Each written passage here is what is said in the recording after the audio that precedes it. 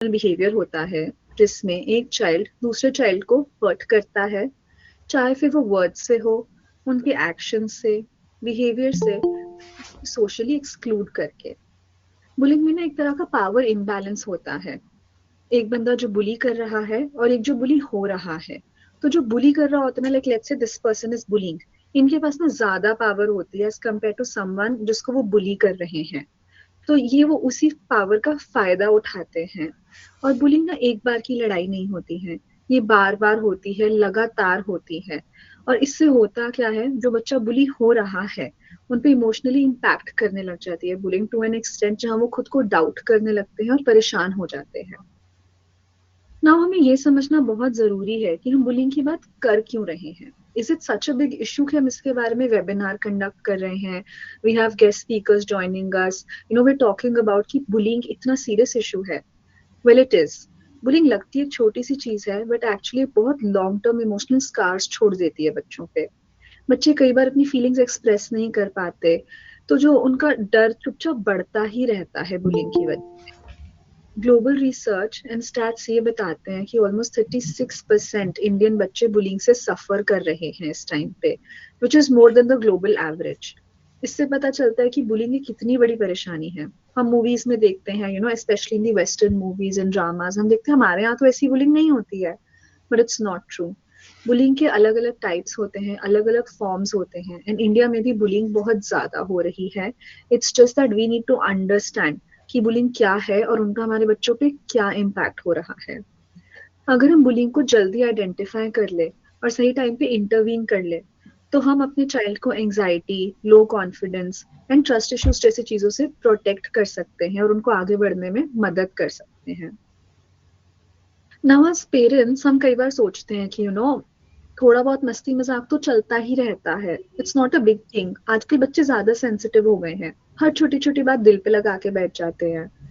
But कई बार ये समझना जरूरी है कि बुलिंग को सिंपल मजाक समझ के हम जाने देते हैं, but in fact there is a difference.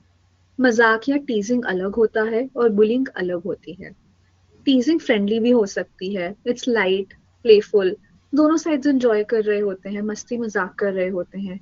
आपने कुछ बोला, उन्होंने आगे से कुछ बोला, फिर आपने उन्हें कुछ बोला, उन्होंने आगे से फिर थोड़ा सा बोल दिया, और वो मस्ती मजाक में चलता रहता है।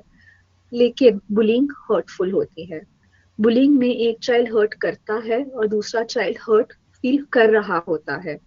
तो यहाँ पे एक बुली होता है और एक होता है जो बुली हो रहा है। बहुत फर्क है। टीजिंग में बच्चों को उतना हर्ट नहीं होता, उनको थोड़ा सा हो सकता है लगे, but then they let go of it. Bullying वो एनग्रेव कर लेते हैं, उनके दिल में वो बात बैठ जाती है और वो उनके साथ लाइफ लॉन्ग भी रह सकती है। सिंपल सा टेस्ट है। अगर आपके या किसी के भी मजाक से बच्चे के फेस से स्माइल चली जाए, वो अनकंफर्टेबल दिखने लगे या हेल्पलेस फील करे, that's no longer teasing, that's bullying. तो हमें इस पॉइंट पे समझना होगा कि अब ये हाथ से बाहर जा रही है बात, अब हमें बात को हैंडल करना पड़ेगा ठीक तरीके से। तो जैसे मैंने अभी एक्सप्लेन किया कि जो बुलिंग और टीजिंग में फर्क है, उसी तरह से ना बुलिंग के लेवल्स भी होते हैं। सारी बुलिंग एक तरीके की नहीं होती है कि उसने बुली किया, सब कुछ एक तरह का है। बुलिंग के अलग अलग लेवल्स होते हैं और उसका इम्पैक्ट भी अलग अलग होता है बच्चे पे, वो कितना हर्ट हो रहे हैं, एंड वो अलग अलग फॉर्म्स में दिखती है। तो ये पैटर्न ना यूजुअली स्टेजेस में बढ़ता रहता है।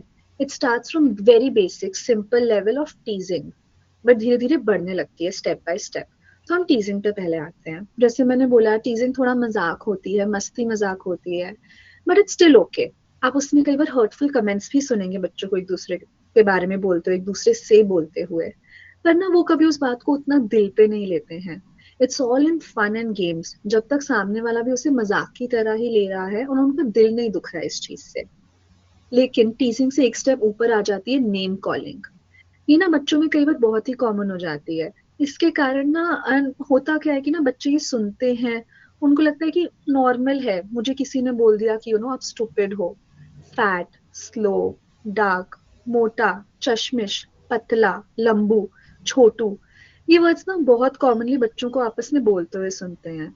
एंड ये इतने ज्यादा बच्चे भी बोलते हैं, कई बार आज बड़े भी हम उनको मजाक में कर देते हैं, मजाक में बोल देते हैं ये सब बातें। वो तो मोटू है मेरा, प्यार से भी हम कई बार बोलते हैं, बट वी नेवर नो कब बच्चे इन चीजों को इंटरनलाइज करने लगे।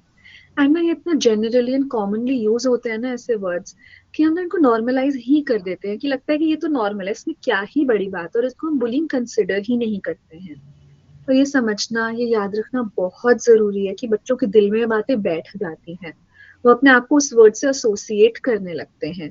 अगर किसी ने मुझे चश्मिश बोला, ओवर टाइम बार बार बोलते रहेंगे, मैं सोचूंगी कि मेरी कोई और आइडेंटिटी है ही नहीं चश्मिश होने के अलावा। या अगर मोटी बोल दिया तो मेरी और कोई आइडेंटिटी ही नहीं है मोटी होने के अलावा। तो हमें ये समझना बहुत जरूरी है कि इन सब चीजों के भी बहुत लाइफ लॉन्ग इम्पैक्ट्स हो सकते हैं बच्चों पे। यही लेबल्स जो वो खुद समझने लगते हैं उन्हें लाइफ लॉन्ग हॉन्ट कर सकते हैं। इसके अलावा नेक्स्ट लेवल आता है फिजिकल हार्म। फिजिकल हार्म में क्या आता है, जैसे बच्चे एक दूसरे को धक्का दे देना, पुश कर देना, थोड़े से बाल खींच लेना, हिटिंग, किकिंग, या फिर आप देखेंगे पैर अटका के गिरा देना। या फिर एक और चीज, नई चीज आ गई है, बच्चे एक दूसरे का सामान डैमेज कर देते हैं, या सामान लेके खेलने लगेंगे, किसी का पेन छुपा लिया कि नहीं बताएंगे, उसका फेवरेट पेन है ले लिया, उसका फेवरेट पाउच है, उसकी बॉटल उसको बहुत पसंद, उसकी बॉटल छुपा दी, उसकी बॉटल तोड़ दी, उनको परेशान करने के लिए। This is also a form of bullying. And lastly सबसे हर्टफुल जो होता है वो है पर्सनल कमेंट्स या अटैक्स करना। इसमें आता है जब बच्चे एक दूसरे की फैमिली पे बात करने लगते हैं, लुक्स के बारे में बोलते हैं, जैसे कॉम्प्लेक्शन के बारे में बोलना, उनकी पर्सनालिटी को खराब बोलना, उनके इंटरेस्ट्स के बारे में टारगेट करना, जेंडर या सेक्सुअल ओरिएंटेशन के बारे में बोलना, या उन्हें बॉडी शेम करना, या किसी भी ऐसी रिलेटेड चीज या वीकनेस को टारगेट करना जो उनको बुरी लगेगी, दिल पे चुभेगी। जब ये चीजें आ जाती हैं तो वो पर्सनल कमेंट्स हो जाते हैं। इट्स नो लॉन्गर जस्ट उनके आउटर को दुख देना, परेशान करना, उनके दिल को दुखाना या चोट पहुंचाना आ जाता है। अगर हम अर्ली स्टेजेस में ही इंटरवीन कर लें और बुलिंग को आइडेंटिफाई कर लें तो सिचुएशन एस्केलेट होने से बच जाती है। हमारे बच्चे उतना परेशान नहीं होते हैं अगर हम as parents, as teachers, as adults timely intervene कर लें। हमें ना बस आइडेंटिफाई करना होता है कि किस पॉइंट तक क्या ठीक है, क्या ठीक नहीं है, और कहाँ पे हमें बोलना चाहिए और कहाँ पे हमें नहीं बोलना चाहिए। As parents and teachers and just people, adults, जो हम अपने बच्चों का ध्यान रख रहे हैं, हमें इन चीजों का ध्यान रखना चाहिए और सही टाइम पे स्टेप इन करना चाहिए। आपने बहुत अच्छे से समझाया Radhika ma'am. Parents, now I would want कि जैसे मैम ने लेवल्स ऑफ बुलिंग के बारे में बताया, अगर आपके भी बच्चे कहीं बुली हुए होंगे या उन्होंने बुलिंग फेस की होगी, तो आप हमें बता सकते हैं कि आपके बच्चे कौन से लेवल पे बुलिंग सफर कर रहे होंगे। You can either drop a colour या हमारे चैट बॉक्स में आप टाइप कर सकते हो, और you can send a reaction. इससे हमें ये पता चलेगा कि आपके बच्चे कौन से लेवल की बुलिंग सफर कर रहे होंगे।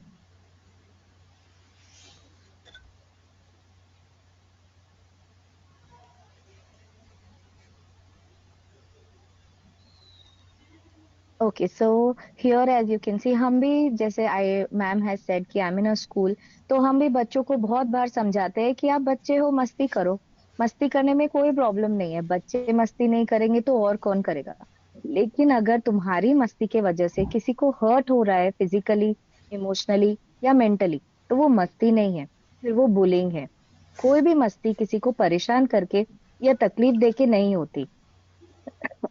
यहाँ जैसे कि आप देख सकते हैं, बुलिंग के भी बहुत सारे अलग अलग टाइप्स होते हैं। The first one as you can see is verbal bullying.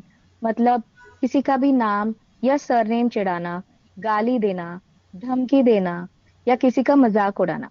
कल ही मुझे किसी बच्चे ने कंप्लेन किया कि मैम, मेरा नाम मानस है और पूरी क्लास मुझे मानसी मानसी करके चिढ़ाती है।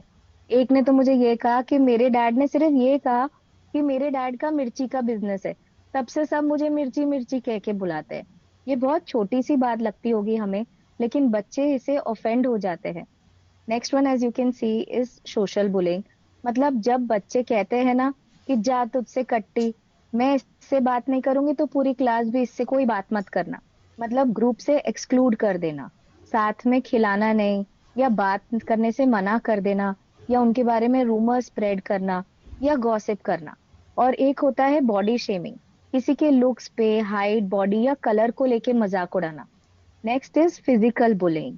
मतलब किसी को मारना, पुश करना, पैर अड़ा के गिराना, बाइट करना, चिमटी काटना, या फिर चीजें तोड़ना, जैसे चश्मा तोड़ देना, पेंसिल तोड़ देना, या फिर उनकी बुक्स पे स्क्रिबल कर देना, या फिर उनकी बॉटल या फिर टिफिन छुपा देना। कितनी बार हमने देखा है कि बिना उनसे पूछे टिफिन खा लेते हैं बच्चे। कैंटीन से कुछ ला रहे होते हैं तो वो दौड़ते हुए आते हैं, उनसे वो चीजें लेके भाग जाते हैं। So this all comes under physical bullying. And the last one is cyber bullying, जिसे हम बहुत कॉमनली मजाक में कहते हैं ना कि हमने उसे रोस्ट कर दिया। दैट इज किसी के भी पिक पे कोई कमेंट्स करना जो सही नहीं हो, गंदे कमेंट्स करना या इनअप्रोप्रिएट पिक्स भेजना या मांगना। ये आजकल बहुत बड़ी और कॉमन प्रॉब्लम हो गई है। इसलिए we will be covering cyber bullying in our next series, ताकि हम अपने बच्चों को सेफ रख पाए।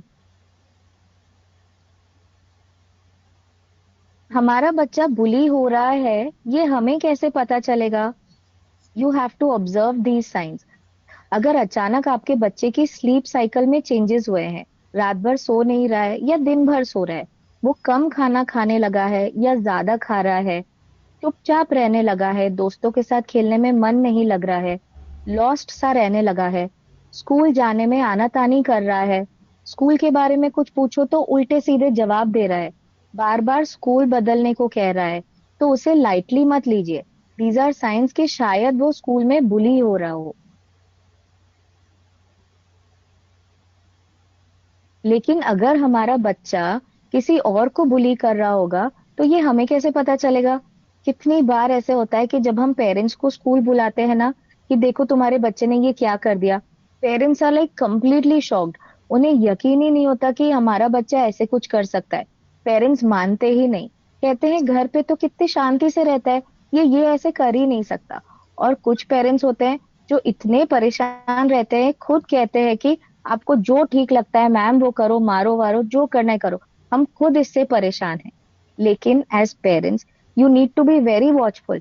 अगर आपके बच्चे नेचर से एग्रेसिव है, बात बात पर गुस्सा कर रहे हैं, आपको लग रहा है कि कुछ बातें रिसेंटली छुपाने लगे हैं, अपने सिबलिंग्स से लड़ाई करते हैं, डिस्ट्रक्टिव है, रिवेंजियस है, या उन्हें कोई फर्क नहीं पड़ता किसी को बुरा लगे या अच्छा लगे, तो चांसेस है कि वो स्कूल में भी बच्चों को परेशान कर रहा होगा। पर क्या हमने कभी ये सोचा है कि बुली आखिर करते क्यों है? हम बच्चों के साथ डोरेमोन को कार्टून देखते हैं ना, उसमें अगर आपको ध्यान होगा तो जियान होगा। जियान सबको पता है कि बुली करता है, पर कभी हमने सोचा कि वो क्यों बुली करता होगा? क्योंकि घर पे खुद उसकी मम्मी उसे मारती है, तो स्कूल आके वो अपना फ्रस्ट्रेशन बच्चों पे निकालता है। वहां तो घर पे उसकी चलती नहीं है, इसलिए वो अपना पावर दिखाने के लिए दूसरों को बुली करता है। और हमें सास बहू का इक्वेशन तो पता ही है ना, कि मेरी सास ने मेरे साथ ऐसे किया तो मैं भी अपनी बहू के साथ ऐसे ही परेशान करूं। सेम बच्चे भी इसीलिए बुली करते हैं कि शायद वो पहले बुली हो चुके हो। जिन बच्चों को पता है कि उनका सेल्फ एस्टीम कम है, वो अक्सर दूसरे बच्चों को बुली करके खुद फील गुड करते हैं। पर क्या आप जानते हैं कि बुलीज पिक कैसे करते हैं अपना टारगेट? हमने सोचा है कि ये मेरे बच्चे को ही क्यों परेशान करता है, दूसरे बच्चों को क्यों नहीं कुछ बोलता। इसके दो रीजंस है। पहला, या तो वो टारगेट उनसे अप्रोच या अपीयरेंस में कम हो, लाइक दुबला पतला हो, शॉर्ट हो, या दिखने में कमजोर हो, या फिर मेंटली कमजोर हो। जिन बच्चों में कॉन्फिडेंस नहीं होता, पता है कि वो पलट के जवाब तो दे नहीं सकता। इनमें आते हैं ऐसे भी कुछ बच्चे जिन्होंने न्यू एडमिशन लिया होता है, या जो बच्चे अकेले अकेले रहते हैं, जिनके ज्यादा फ्रेंड्स नहीं होते। मैम आपने सॉरी मैम, आपने बिल्कुल सही कहा कि बच्चे ना अक्सर चिढ़ाते हैं, चश्मिश, मोटा, ऐसी कई चीजें बोलते हैं। मैं आपको एक एग्जांपल देती हूँ। एक ना लड़की है, उसके फ्रेंड्स ना उसे मजाक मजाक में ना गोरिल्ला बुलाते थे। तो उसको बुरा लगता था, उसको लगता था कि क्या बोलूं, क्या लड़ना, एक दो बार बोला बट उन्होंने नहीं सुना, फिर भी बुलाते थे। उसने कहा चलो छोड़ो, मजाक ही तो कर रहे, at the end of the day कोई बात नहीं। But even today, after 10 years of, when this happened, she still feels uncomfortable listening to this word. कहीं पे टीवी पे, मूवी में, या कहीं पर भी, when she listens to this word, she says उसका ना वो ट्रिगर हो जाता है कि मुझे तब ये बोलते थे और मुझे तब जो फीलिंग आती थी ना, तो वो वही छोटी सी 6th 7th 8th क्लास की बच्ची बन जाती है। और उसके दिमाग में वही फीलिंग, वही एंजाइटी, फियर वापस स्टार्ट होने लगता है। इससे हमें पता चलता है बुलिंग का इम्पैक्ट ना सिर्फ उस टाइम पे नहीं होता है, बट लाइफ लॉन्ग भी हो सकता है। So let's try to understand bullying का इम्पैक्ट थोड़ा सा अच्छे से, कि क्या डीप कट्स आते हैं, लॉन्ग लास्टिंग इंजरीज हो जाती है बच्चों के हार्ट में, बच्चों के माइंड में बुलिंग की वजह से। सबसे पहले तो बच्चों का सेल्फ कॉन्फिडेंस गिर जाता है। वो स्कूल जाना अवॉइड करना शुरू कर देते हैं, अपनी फैमिली से भी दूर दूर रहने लगते हैं। जब आते हैं तो छोटी छोटी बातों पे जल्दी से इरिटेट हो जाना, बहुत ज्यादा मूडी हो जाना, रोते रहना, बहुत जल्दी उनके मेल्टडाउन्स भी बढ़ जाते हैं। उनमें आपको बिहेवियरल एंड इमोशनल आउटबर्स्ट्स भी दिखने लगेंगे। ऐसे बच्चे जो बुली हो रहे हैं कई बार सोशल विड्रॉल की तरफ भी चले जाते हैं। जो उनके फ्रेंड्स होते हैं ना, उनसे भी दूर ही रहने लगते हैं, उनको लगता है मुझे इनके साथ भी नहीं रहना है। जैसे कि अगर फैमिली के साथ मूवी देखने जाएंगे ना, इंटरेस्ट नहीं शो करेंगे। पिकनिक पे जाएंगे, अपने भाई बहनों के साथ खेलेंगे नहीं, एक जगह चुपचाप बैठे रहेंगे। लॉन्ग टर्म में bullying anxiety, trust issues and academic decline जैसी प्रॉब्लम्स भी क्रिएट कर सकती है। एंड ये सिर्फ एक फेज नहीं होता है, it's an emotional injury. This is my story of being bullied. Second standard, I shifted to new school, नई जगह, नए दोस्त बनाने की कोशिश की, but somehow it turned out to be whole class against me. Like examples of bullying was throwing paper roll, सुई चुबाना, चिल्ला देना, फिर मेरा नाम लगा देना, टीचर को बिलीव कराना इसी ने किया है। मेजोरिटी के कारण मैं हर बार पिटाया, हर बार मुझे चाटे पड़े टीचर से कि you are not in discipline, and I can do is nothing but cry. I used to share with my mom the best support I had. वो स्कूल आए, उन्होंने प्रिंसिपल को कंप्लेंट की, principal tried to fix it, but somehow it was getting worse until an incident. Like recess के पहले वाला lecture था वो, used to be on the second floor, our class was there, and this guy pinch, इसने सुई चुभाई मुझे और मैं बहुत जोर से चिल्लाया दर्द से, बट टीचर को लगा ये मस्ती कर रहा है, उनने मेरी बात ही नहीं सुनी, 4-5 चाटे धर दिए। I was crying like hell, felt so lonely and helpless. I tried to end this chapter for once for all. और मैं रिसेस में जब सब नीचे चले गए, I went to the wall, there was a boundary, I tried to jump and let's end this over. Luckily there was a teacher, she was on the round to check if everyone is out on recess eating their lunch or not. She pulled me back, slapped me again, and I came down. And the impact of this bullying was so hard that I always look for my survival, not to put in a situation or not to say anything that could lead to again grabbing the students' attention on me, and then again they are doing the same. 7-8 years of bullying costed me a lot. My confidence was so low. I became an introvert, and I used to stay away from the crowd or the situation where I can be focused on. Despite being having the qualities of finding something new, creating new skills upgrade, I did it on my own at my personal level, but never showed it anything to anyone.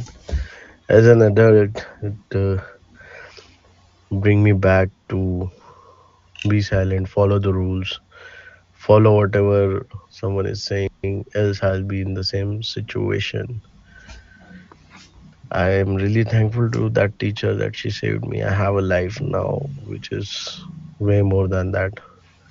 And thanks to ma'am, she made me overcome this by helping me through therapies. And the support of parents play a very important role in this. My mom was there. She always heard me. उन्होंने हर बार support किया, encourage किया कि you can do more, you can do the best. So yeah, bullying needs to end. The few things I want to convey as an advice: always communicate, guys, to your parents, to your close ones. If you don't share, it will sum up to something an extreme which you don't want, which your parents don't want, or the close ones don't want. Be thankful to God you got the life. Work on yourself, put your stand firmly, and don't flinch. You are not alone. We all are there with you. And keep growing. All the best, guys. Low confidence है तो confidence बढ़ाओ, अपनी कमजोरी को अपनी strength बनाओ। For example, बच्चे कहते हैं ना कि मैम ये मुझे चश्मिश चिढ़ाते हैं। तो there is one example that I would want to share. एक बार स्कूल में बच्चे ने मुझे कंप्लेन किया कि मैम ये मुझे मोटा मोटा कहते हैं। तो मैंने उस बच्चे को दो बातें कही। एक, कि देखो ये तो फैक्ट है ना कि तुम मोटे हो, अगर तुम्हें बुरा लग रहा है तो कम करो वजन, पर you need to accept it. और अगर नहीं हो पा रहा है तो फिर एक्सेप्ट करो कि हाँ ऐसा कुछ है, एंड अपनी कमजोरी को इसकी स्ट्रेंथ बनाओ। मैंने उसे कहा कि नेक्स्ट टाइम अगर तुम्हें कोई चिढ़ाता है ना कि मोटा मोटा, तो उसे कहो कि हाँ मैं हूं मोटा, और गिरूंगा ना तुम पे तो पिचक जाओगे। एंड उसने अगले दिन सच में ऐसा एक बच्चे को कहा। वो बच्चा इतना डर गया था कि उसने जाके सबको कहा कि भाई इससे पंगे मत लेना। बस उस दिन के बाद से लोगों ने उसे चिढ़ाना बंद कर दिया। अगर कॉन्फिडेंस बढ़ाना हो तो हमें सबसे इम्पोर्टेंट, सबसे इजीएस्ट थिंग है कि we should do a mirror talk every day. Mirror talk is a must. आईने के सामने खड़े रहो और खुद से आई कांटेक्ट करके बोलो कि I am strong, I am confident, I can face this. Body posture अपना स्ट्रेट रखो, शोल्डर्स बैक रखो, चिन पैरेलल टू द ग्राउंड, और ऐसे सोचे जैसे तुम्हारे सिर पे किसी ने क्राउन रखा है। और फिर चलो, रोज एफर्मेशंस करो, खुद से बोलो कि I am strong, I can handle this. I'll give you one very relevant example. हम सबने होली खेली है ना? कभी नोटिस किया है कि कैसे जितना हम भागते हैं कि अरे अरे कलर मत लगाओ, लोग हमारे पीछे उतना ही दौड़ते हैं। चाहे फिर हम टेबल के नीचे भी छुपे होंगे ना, तो वहां से भी बाहर निकाल के लोग हमें कलर लगाते हैं, है ना? लेकिन अगर कोई हमारे सामने, जैसे हमारे सिबलिंग या कोई और सामने खड़ा हो जाए कि अरे मुझे भी थोड़ा प्लीज कलर लगाओ ना, वहां हमें मजा नहीं आता। हम उससे कहते हैं कि छोड़ो इसको, जाने दो, किसी और को ढूंढते हैं। सेम बुलीज भी ऐसा ही होते हैं। जितना हम भागेंगे वो उतना हमारे पीछे पड़ेंगे। Face them boldly. जितना हम कॉन्फिडेंटली उन्हें फेस करके सामने बात करेंगे ना, दोबारा कभी वो हमें परेशान नहीं करेंगे। Very rightly said ma'am. Confidence build करने के ना साथ साथ कई बार ना हमें बुलीज को ना उनको चुप कराने का ना बहुत सिंपल सा और बहुत फन एंड बहुत डिफरेंट तरीका है कि बुलीज के साथ ना अग्री कर लीजिए। जैसे मैम ने बोला ना कि अभी उन्होंने जैसे अपने एक बच्चे को बोला कि तुम मोटे हो, वो तो फैक्ट है ही, बट आगे से उसको किस तरह अपनी स्ट्रेंथ बनाना है। तो उसी तरह ना बुलीज के साथ कई बार अग्री करके उनको ऐसे दिखाएं कि हमको उनकी बात का फर्क ही नहीं पड़ता है। जो वो हमें बता रहे हैं वो तो हमें पता ही है अपने बारे में, उन्होंने ऐसा नया क्या किया। इससे ना उनकी हमारे ऊपर जो पावर होती है ना, जो मैंने पावर डायनामिक बताया था कि पुलिस की पावर यहाँ होती है, हम यहाँ होते हैं, तो उनकी पावर ना यहाँ आ जाती है और फिर अल्टीमेटली यहाँ चली जाती है, because then they don't know how to deal with us. क्या बोले हमें, उनका हमारी बातों पे असर होना बंद हो जाता है। जब उन्हें वो दिखता है ना, तो उनके पास हमें बोलने को कुछ बचता ही नहीं है, and then they ultimately give up कुछ भी कहना। तो मैं आपको इतना बहुत छोटा सा एग्जाम्पल देती हूँ। सो एक लड़की है, वो दूसरी लड़की को कहती है आके कि तुम्हारे बाल देखो कितने खराब हैं, एकदम झाड़ू की तरह तुम्हारे बाल। वो कहती है हाँ देखा, सही कह रहे हो, मुझे भी लग रहा है मेरे बाल ना बहुत ड्राई हो गए हैं, अच्छे ही नहीं लगते हैं। हाँ देखा, तुम्हारे बाल देखो कितने गंदे गंदे से है, मेरे बाल देखो कितने सॉफ्ट शाइनी एंड स्मूथ है, मैं कितनी सुंदर लगती हूँ, तुम कितनी खराब लगती हो। सही कह रही हो तुम, मुझे भी लगता है मेरे बाल खराब हो गए हैं। टेल मी ना what shampoo do you use, ये तो मुझे बहुत अच्छा लग रहा है, तुम्हारे बालों पे कितना अच्छे से काम कर रहा है, मेरे बाल भी तुम्हारी तरह हो जाएंगे, मैं भी तुम्हारी तरह सुंदर लगूंगी। तो इसमें क्या हुआ, हमने बुली की वो जो कांस्टेंट नीड ऑफ वैलिडेशन होती है जिसके लिए वो हमें बुली कर रहे होते हैं, हमने वो भी अफर्म कर दी कि हाँ तुम सुंदर हो। तो अब वो हमें आगे से उल्टा क्या बोलेगी, हमने तो उसकी तारीफ ही कर दी, तो हमें कुछ उल्टा नहीं बोल पाएगी। एंड साथ में हमने ना वो जो हमें जिस चीज को लेके टारगेट करी थी कि बाल खराब है तुम्हारे, तुम ऐसी दिखती हो, हाँ मैं ऐसी दिख रही हूँ, तुम बताओ ना मैं क्या करूँ टू लुक बेटर, तो बुली हमें आगे से बुली नहीं कर पाएगी। इनफैक्ट उसके पास हमें कुछ कहने को बचेगा ही नहीं। जैसे कि आप इस स्लाइड में भी देख रहे हैं, बुली के लिए कुछ भी बोलने का कोई असर ही नहीं हो रहा है। जैसे बुली कह रहा है कि तुम वियर्ड हो, सही कह रहे हो, मुझे भी लगता है मैं वियर्ड हूँ। तुम नर्ड हो, पूरा दिन किताबों में घुसी रहती हो, है ना, मुझे भी लगता है, मैं बहुत ज्यादा टाइम स्पेंड करती हूँ पढ़ते हुए, बट देखो मेरे मार्क्स अच्छे आ रहे हैं इसकी वजह से। तुम्हारे कपड़े नहीं पसंद मुझे, है ना, मुझे भी आज ज्यादा अच्छे नहीं लग रहे, मम्मी को कहूंगी नए कपड़े लेके आएंगी मेरे लिए। हम एक पार्टी कर रहे हैं और तुम्हें नहीं बुला रहे हैं, तुम्हें नहीं चाहते हम अपनी पार्टी में, बहुत अच्छी बात है। मेरे पास टाइम भी नहीं है, मैं तो अपने फ्रेंड्स के साथ घूमने जा रही हूँ, या आज तो मैं बहुत बिजी हूँ, मैं मूवी देखने जा रही हूँ फ्रेंड्स के, अपने फ्रेंड्स या पेरेंट्स के साथ। तो यू नो, उनकी बात को हम वैलिडेट ना करके हम उनको दिखाए कि हमें तो कोई असर ही नहीं पड़ रहा है तुम्हारी बात का, and we are very happy the way we are, and तुम हमारी लाइफ में कोई नेगेटिव इम्पैक्ट डाल ही नहीं सकते हो, no matter what you do. So you know, these were a few tips जो हमें सिखा सकते हैं कि हम बुली से कैसे डील कर सकते हैं इन द मोमेंट। जैसे शालिनी मैम ने एग्जाम्पल दिया, एंड दिस, इस तरह से हम बुली के अगेंस्ट खड़े भी रह सकते हैं और अपनी बात बुली से ऊपर भी रख सकते हैं। With this, you know, now that we have talked about some solutions to deal with bullying, let's hear a parent's perspective on what she thinks can be done अगर हमारा बच्चा bullying face कर रहा हो. So I would like to invite Gurmeet ma'am to, you know, share her perspective. She's not only the co-founder of Parent Eva, she's also the mother of 2 young children. So, you know, I'm sure all of us would love to hear from her perspective, her journey, what has she learned about this and how to deal with bullying, and, you know, कैसे बच्चों से बात कर सकते हैं. हाँ जी, thank you Radhika. बिल्कुल मैंने सुना आपकी दोनों की बातें, बिल्कुल ठीक है कि जो बच्चे होते हैं जब कई बार बच्चों को इस तरीके से बुली किया जाता है कि जब वो बड़े भी हो जाते हैं ना, तो उनको अगर बचपन की बातें या स्कूल की जो स्वीट मेमोरीज होनी चाहिए, वो उनके पास नहीं होती, उससे ज़्यादा इम्पैक्ट करता है जब बच्चों ने उन्हें बुली किया होता है। तो कई बार जो बच्चे बड़े भी हो जाते हैं, तो वो इन बातों को अगर हमने या पेरेंट्स ने किसी ने बात की स्कूल टाइम की, तो वो ट्रिगर हो जाते हैं, वो कहते हैं हमने इसके बारे में बात नहीं करनी। तो जो स्वीट मेमोरीज बच्चों को बनानी चाहिए अपनी लाइफ में, वो नहीं बन पाती। तो उनका जो गलत इम्पैक्ट उनके ब्रेन में होता है, वो ज़्यादा रह जाता है। और इसके लिए पेरेंट्स का बहुत बड़ा रोल होता है कि वो उन्हें टाइम टू टाइम, चाहे अगर उनके पास रोज टाइम नहीं है तो 2-3 दिन बाद या वंस इन ए वीक उन्हें अपना जो उनके साथ बैठे टाइम स्पेंड करें, उनके स्कूल के बारे में पूछें, या जब बच्चा शांत होता है, उनके बच्चा भी अपना चिल टाइम स्पेंड कर रहा होता है, तो फ्रेंडली बिहेव करके बच्चों से स्कूल के बारे में बात कर सकते हैं। और सबसे ज़रूरी चीज़ है कि जैसे कई बार जो बच्चे होते हैं ना, वो कहते हैं कि हमें ना पता नहीं चलता कि हम उन्हें क्या आंसर करें, हमें समझ नहीं आती। तो उसके लिए पेरेंट्स का रोल होता है कि वो बच्चों को प्रिपेयर करें कि कुछ सिचुएशंस का एग्ज़ाम्पल देके कि अगर कोई आपको ऐसे बोलता है, तो आप उसका आंसर इस तरीके से दें कि वो चुप भी हो जाए। तो ये इसके लिए बच्चों को नहीं समझ होती, क्योंकि एज के अकॉर्डिंगली बच्चों को नहीं समझ होती।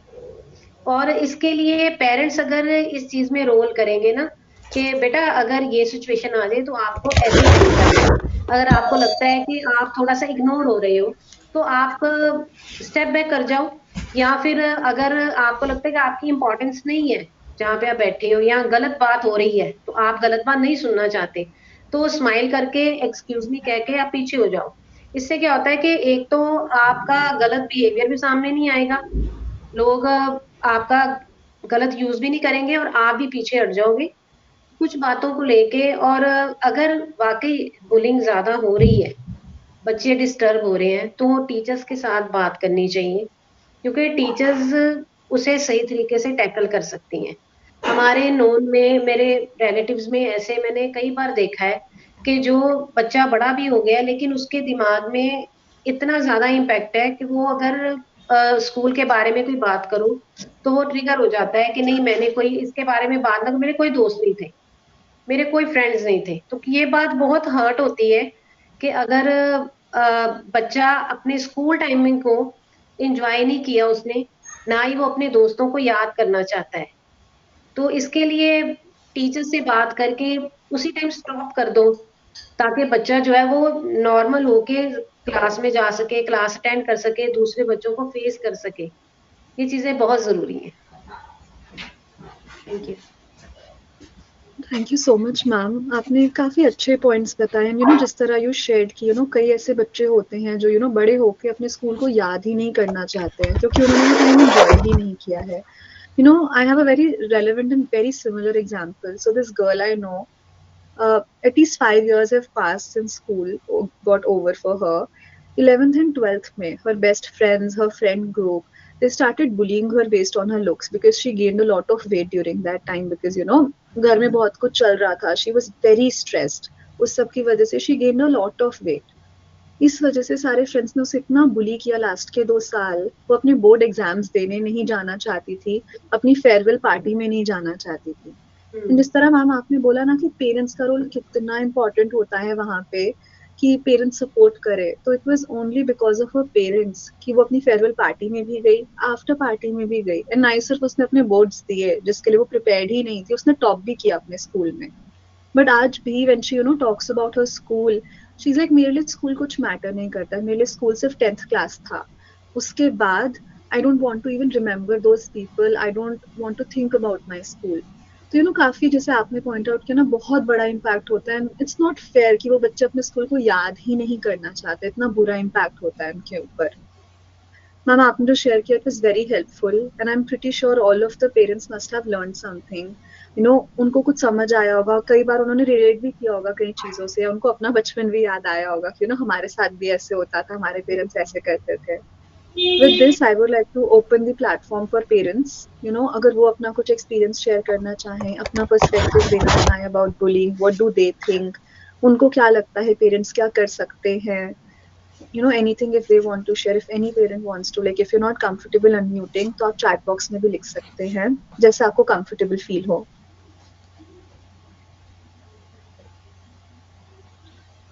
मैम एक्चुअली हाँ, मुझे कुछ कहना था कि Yes, ये ma'am. एक्चुअली मोस्टली टीनेजर में ही होता है.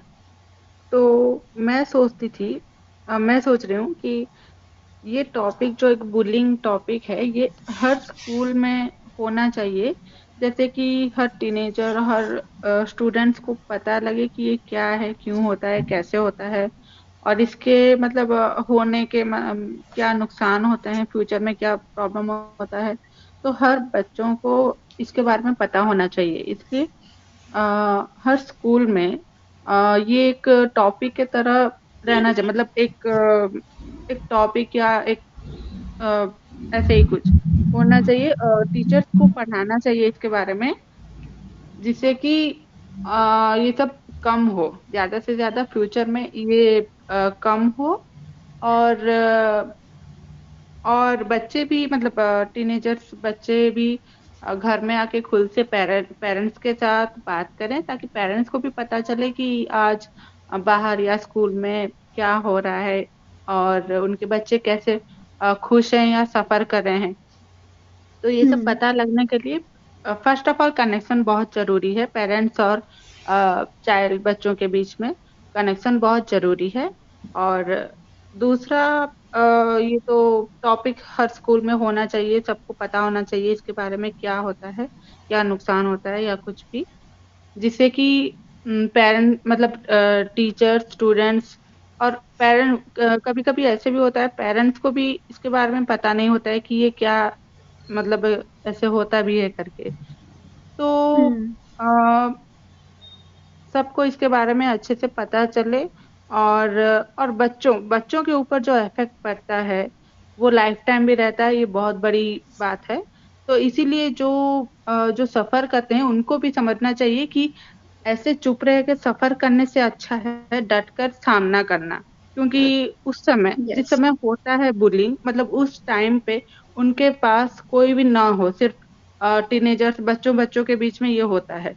तो मेबी पेरेंट्स, टीचर्स कोई भी ना हो, पर लेकिन बच्चे को ही हमें मतलब पेरेंट्स को पहले से ही ये सिखाना चाहिए. अगर कुछ भी हो बाहर, कहीं भी अगर कुछ भी प्रॉब्लम हो, तो उस समय उस सिचुएशन का डटकर सामना करना. ये पेरेंट्स को बच्चों को पहले से सिखाना चाहिए। तो ऐसे करने से हम कुछ कम कर सकते हैं इसके बारे में। मतलब कुछ अनहोनी घटना घटने से पहले हम्म। ये कुछ कम हो सकता है। वेरी राइटली सेड मैम, आपने काफी अच्छे से पॉइंट आउट किया कि नो किस तरह से पेरेंट्स को डट कर बच्चों को सिखाना चाहिए कि आपको कैसे डट के सामना करना है, बुलीज का हार नहीं माननी है। एंड नो किसी पॉइंट पे अगर आपको लगता है कि आप हार रहे हैं, आप आगे नहीं कर सकते हैं, आपको समझ नहीं आ रहा है कैसे करना है, तो पेरेंट्स की रिस्पॉन्सिबिलिटी बनती है कि अपने बच्चों के लिए एक सेफ स्पेस बना के रखें, एक ऐसा एक एनवायरनमेंट बना के रखें कि बच्चा अपने पेरेंट्स को वो बात बताने से पहले झिझके ना या डरे ना, या उसको शर्म ना आए कि मेरे पेरेंट्स क्या सोचेंगे या क्या फील करेंगे, या वो मेरे मेरे को कैसा समझेंगे। तो जैसे आपने कहा, एक वो स्पेस बनाना पेरेंट्स की रिस्पॉन्सिबिलिटी है, and at the same time बच्चों के लिए भी जरूरी है कि वो समझें इस बात को कि हमें हारना नहीं है, हमारे पेरेंट्स हमारे साथ हैं। बिकॉज एज पेरेंट्स कोई भी पेरेंट कभी भी नहीं चाहेगा कि मेरा बच्चा ऐसा कुछ फेस करे। वो हमेशा अपने बच्चों के साथ रहेंगे। तो दोनों की रिस्पॉन्सिबिलिटी बनती है, बट यस, पेरेंट्स की रिस्पॉन्सिबिलिटी ज्यादा है क्योंकि बच्चे तो छोटे हैं, उनको अभी उतना नहीं पता। तो पेरेंट्स उनको समझाएं, उनको गाइड करें, एंड उनका सपोर्ट सिस्टम बन के रहें। तो आई थिंक ये बहुत इंपॉर्टेंट है। Thank you so much Gurmeet ma'am and Deepti ma'am for sharing. अगर कोई और कुछ शेयर करना चाहे तो we be more than happy to hear your opinion on this, your perspective about this.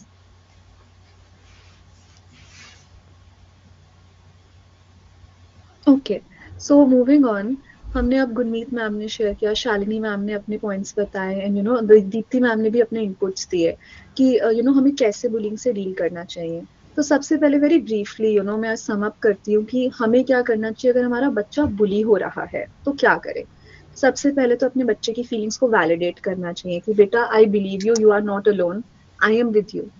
उनसे कामली पूछिए, गुस्से में नहीं, अचानक से पैनिक होके नहीं, बहुत शांति से, कि बेटा क्या हुआ, किसने बोला, क्या बोला, कौन था, और कैसे बोला आपको। उनसे आप पूछिए, क्या किसी ने आपको हर्ट किया, क्या सिर्फ बोला, या आपको फिजिकली हर्ट किया, क्या किसी ने ऐसे करके पुश किया, या आपके बाल खींचे, या कुछ भी किया। इसके साथ बच्चे को ब्लेम नहीं करना, बट उन्हें बहुत आराम से पूछे, आपने रिटर्न में क्या बोला। ये बहुत जरूरी है समझने के लिए कि हमारे बच्चे ने बुलिंग को कैसे टैकल किया, कैसे डील किया उस सिचुएशन को।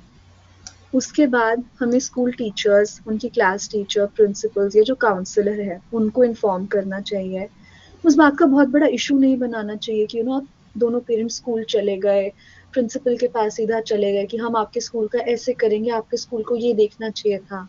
क्योंकि इवन दो आपका बच्चा स्कूल में था, but school obviously teachers, school authorities 24 घंटे नहीं रह सकते स्कूल में। जब तक आपके बच्चे हैं वो हर बच्चे पे नजर नहीं रख सकते हैं। सो बहुत आराम से आप टीचर को इन्फॉर्म करिए कि मैम, सर, देखो, दिस इज व्हाट हैपेंड हमारे बच्चे के साथ, and we are concerned, we are not okay with this. आराम से उनको भी बोलिए ताकि वो अटैकिंग ना लगे। इसके साथ साथ जैसा दीप्ति मैम ने, गुरमीत मैम ने, शालिनी मैम ने पॉइंट आउट किया कि हमें अपने बच्चों को कोपिंग स्किल्स सिखानी चाहिए, उन्हें रिस्पॉन्सेस सिखाने चाहिए असर्टिव, कि वो क्या बोलें, कैसे डील करें। उन्हें बाउंड्री सेट करना सिखाना चाहिए। सॉरी, उन्हें बाउंड्री सेट करना सिखाने के साथ साथ हमें एक सेफ स्पेस देनी चाहिए उन्हें। हमें उनके वो सेफ अडल्ट्स बनना चाहिए जिनके पास वो कभी भी आ सकते हैं अपनी किसी भी प्रॉब्लम को लेके। एंड मोस्ट इम्पॉर्टेंटली हमें उनको दिखाना चाहिए कि उनका घर एक सेफ स्पेस है, उनके पेरेंट्स एक सेफ स्पेस है, उनके क्लोज फ्रेंड्स एक सेफ स्पेस हैं जिनसे उन्हें डरने की, शर्माने की या झिझकने की कोई जरूरत नहीं है। Now the next point is equally important. जैसे शालिनी मैम ने स्टार्टिंग में पॉइंट आउट किया कि अगर हमारा ही बच्चा दूसरों को बुली कर रहा है तो ये भी समझना बहुत जरूरी है कि अगर ऐसा हो रहा है तो ऐसी सिचुएशन में हमें क्या करना चाहिए। अगर आपको टीचर्स के थ्रू, दूसरे बच्चों के पेरेंट्स के थ्रू या किसी के भी थ्रू आपको ये फीडबैक मिल रहा है कि आपका बच्चा दूसरों को बुली कर रहा है, तो पैनिक होने की या शेम फील करने की, खुद या अपने बच्चों को शेम फील कराने की जरूरत नहीं है। वो गलत स्टेप होगा। हमें उनको बिहेवियर को करेक्ट करना है। हमें चाइल्ड को लेबल नहीं करना है कि वो चाइल्ड ही गलत है, उसका बिहेवियर यस गलत है, पर हमारा बच्चा गलत नहीं है। एंड ऐसे में कई पेरेंट्स क्या करते हैं कि डिफेंसिव हो जाते हैं, नहीं नहीं, हमारा बच्चा नहीं कर सकता, तुम गलत बोल रहे हो, तुम्हारे बच्चे ने कुछ किया होगा, मैम वो झूठ बोल रहा है। ऐसी चीजें कई बार हम पेरेंट्स से सुनते हैं जब हम उन्हें बताएं कि आपके बच्चे ने दूसरे बच्चे को धक्का दिया, उसकी पेंसिल तोड़ दी, उसकी नोटबुक फाड़ दी, उसकी बुक फाड़ दी, या जैसे शालिनी मैम ने बोला ना स्क्रिबल ही कर दिया। पेरेंट्स डिफेंसिव हो जाते हैं। हमें डिफेंसिव नहीं होना है, हमें शांति से सुनना है कि क्या हुआ। अपने बच्चे से पूछिए, बेटा क्या हुआ, डरो मत, मुझे शांति से बताओ। I'm so sorry। हमें क्लियर करना है अपने बच्चों को कि उन्होंने जो बिहेवियर किया है वो गलत है, एक्सेप्टेबल नहीं है। बट इसका ये मतलब नहीं है कि हमारा बच्चा ही गलत है। बेटा मैं फिर भी तुमसे प्यार करती हूँ, आपने जो किया बहुत गलत था, but mamma still loves you, it's okay. आपने बैड चीज की है, हम उसे ठीक करेंगे, हम उसे रेक्टिफाई करेंगे, हम अपोलोजाइज करेंगे, बट मैं आपके साथ हूँ, योर पेरेंट्स लव यू। ऐसे करके अपने बच्चों को याद दिलाइए कि it's okay, you are still with them.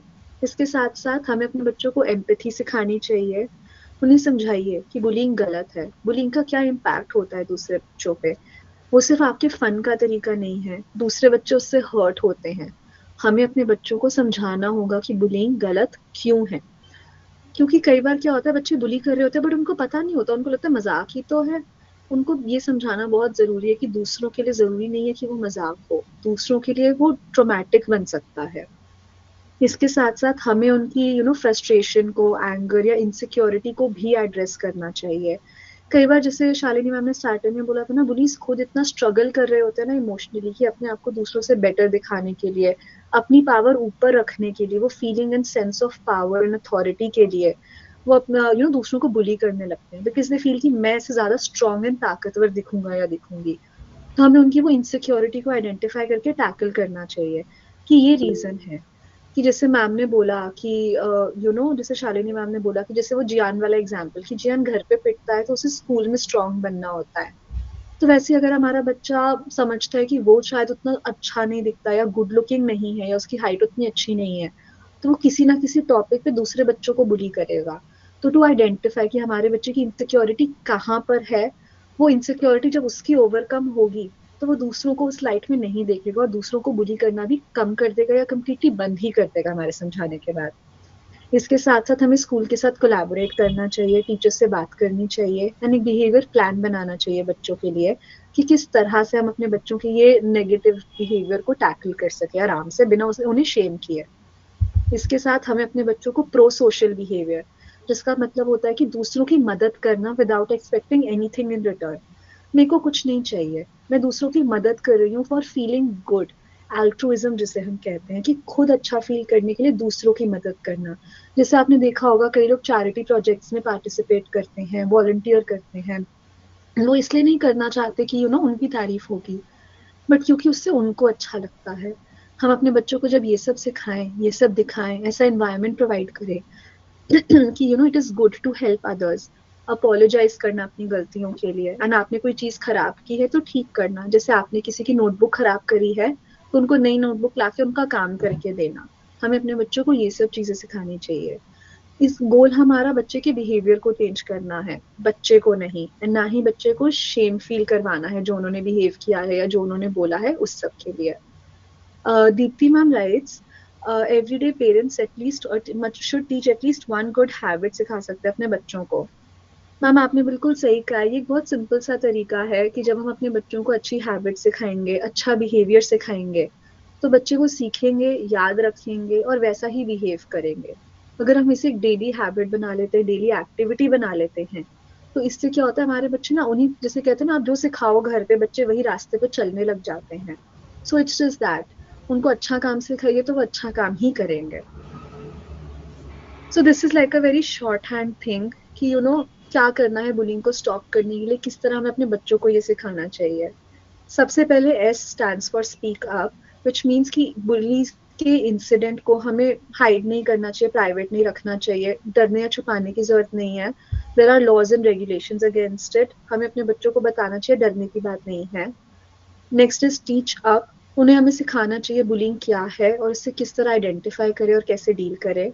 Next is own up, अगर आपका बच्चा बुली कर रहा है, if they are a part of the problem, इस बात से ओन अप कीजिए, भागे नहीं, सिचुएशन को ठीक से हैंडल कीजिए, उन्हें समझाइए एंड रिसोर्सेज ढूंढिए उन्हें हेल्प करने के लिए। And last is partner up, partnering up with schools and teachers and दूसरे पेरेंट्स ताकि आप भी इस प्रोसेस में अकेला फील ना करें, एंड साथ ही साथ आपके बच्चों को भी पता हो कि there is a safe space where they don't have to worry about bullying. Apart from उनका घर and parents, there is also a safe space of वो जो एक ग्रुप बना सकते हैं जहाँ पे बच्चे सेफ फील कर सकते हैं। So these were some techniques of building confidence, या कैसे हम बुलिंग से डील कर सकते हैं।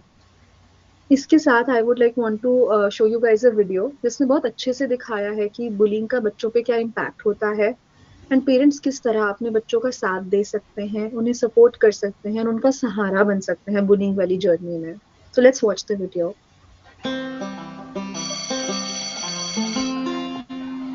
Falling leaves, a busy street, and me.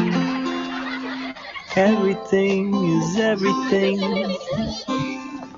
I did not believe you when you told me.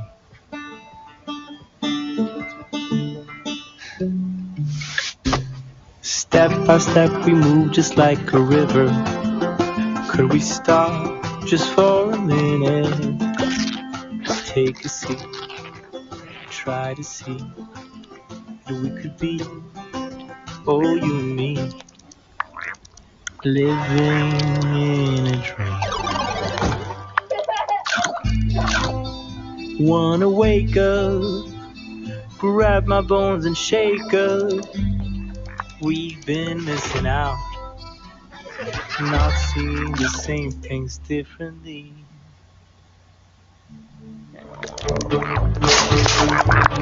Little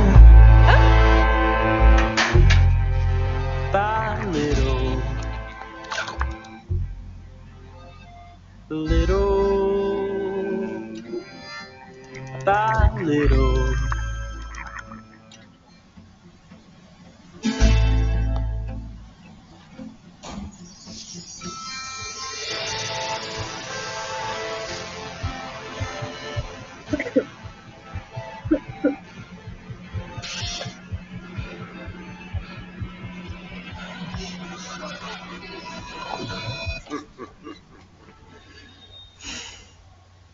An empty room, a hardcover book, and me. Everything and everything. Oh, could you believe me if I told you? Wanna wake up, grab my bones and shake up. We've been missing out. Little by little. Little by little. By little.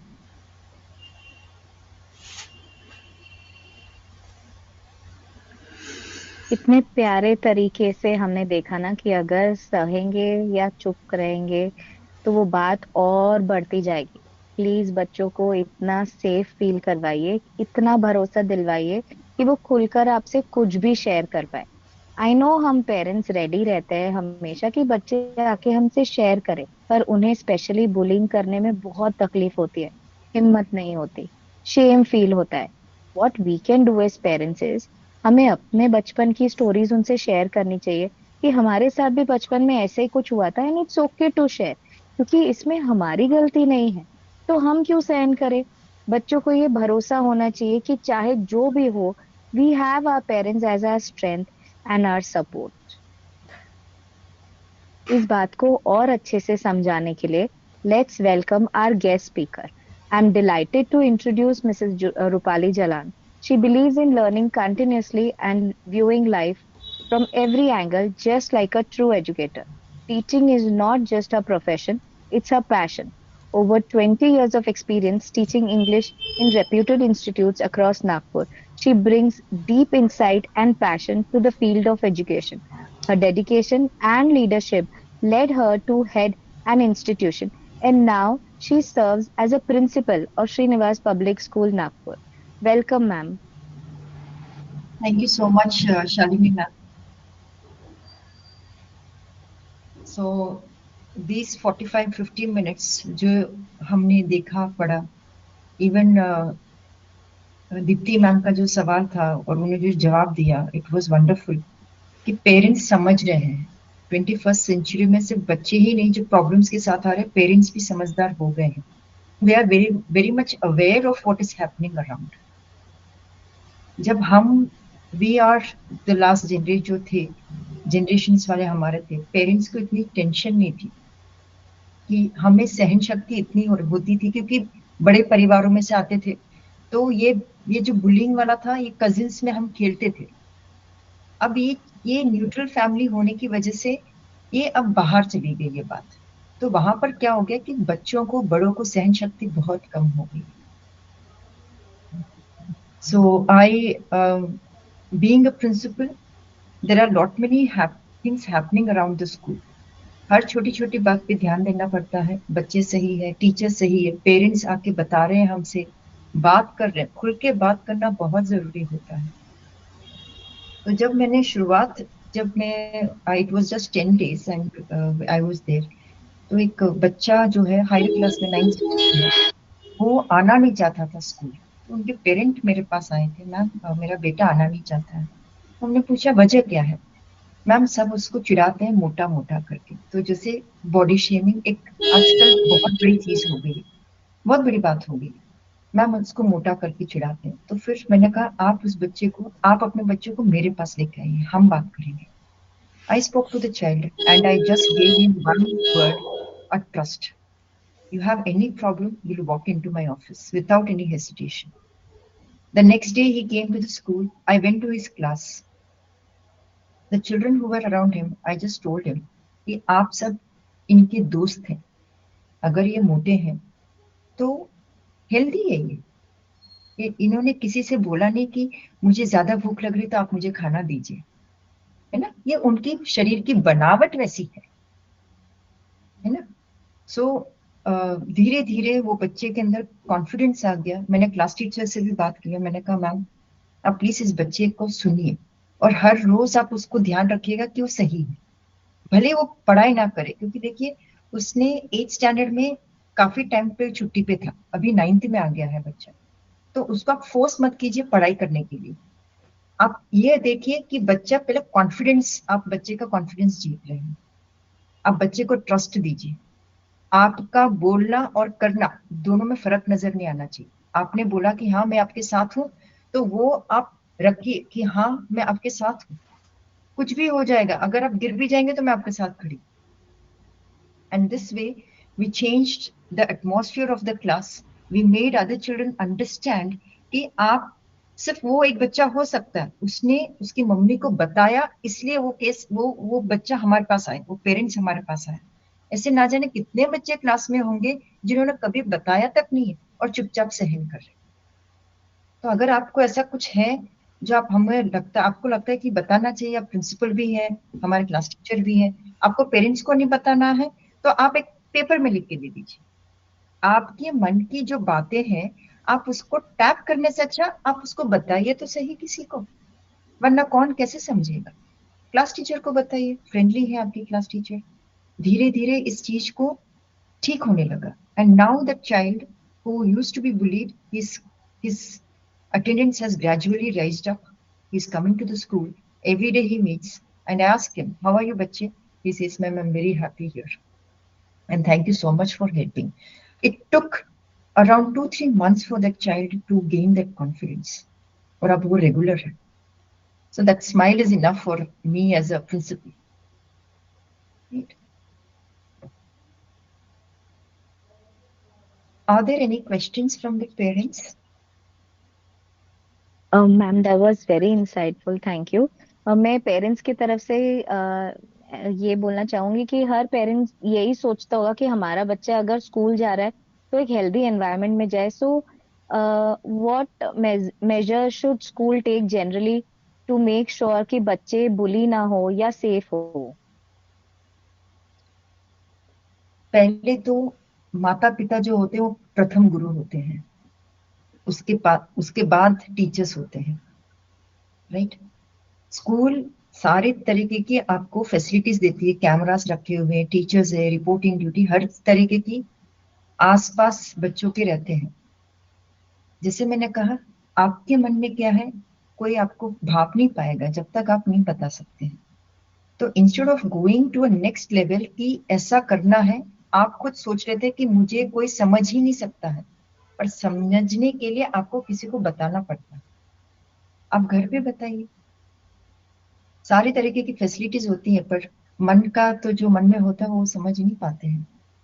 सो घर पे जब बच्चे, जैसे हमने एक video देखा, बच्चे का हाव भाव घर पे जो बदला हुआ है, टेंस्ड है, भूख नहीं लग रही है, पेरेंट्स अगर समझ पा रहे हो, पेरेंट्स को ये भी जानना पड़ेगा कि ये ऐसा क्यों कर रहा है, उसके लिए आपको अवेयर अलर्ट होना बहुत जरूरी है। Secondly, coming to the school, I am not changing my track. Shalini ma'am ने पूछा कि स्कूल में हम कैसे करें। So class teachers are there who have to introspect why this child is suddenly changed. All of a sudden, why there is a change? That too in a negative. 2 महीना अच्छा था, अच्छा बच्चा पढ़ रहा था, बड़े बच्चे भी चेंज हो जाते, right? They should, every human being who is around you, let it be the friends, teachers, they should know why this child changed suddenly. Even we have the counselors nowadays. Every school has a counselor who is must in the every schools. Counselors, they go around the schools, they find out, they talk. They have one particular class is given weekly or twice. They go and talk to the children if they have anything. So recently in my school we had this drive, in fact, where the counselor, she went to the class and asked, is there any problem, because now you are in 10th standard, your exams are nearing, कैसे करेंगे, कुछ tensions हैं आपको? So they all had gloomy faces. Obviously they are tensed now because of the exams. So more than exams, what is suffocating them is the emotional drive. They are emotionally completely combusted. उनको समझ में नहीं आ रहा कि हम emotionally कैसे tackle करें। तो हम एज अ सोसाइटी पीपल क्या करते हैं, we all belong to a society, है ना, पेरेंट्स हैं, बच्चे हैं, तो instead of fixing, let us give them a way out कि आप क्या करेंगे। उनका पहले इम्यूनिटी तो बढ़ाइए, जैसे हम डॉक्टर्स के पास जाते हैं, कोरोना हुआ, इतना बड़ा 2 साल 3 साल रहा, हमने कोरोना को जाके मारना शुरू नहीं की, हमने अपने आप को बिल्टअप किया, हमने वो खाना शुरू किया जो हमें इम्यून हमारा स्ट्रांग हो सके, राइट?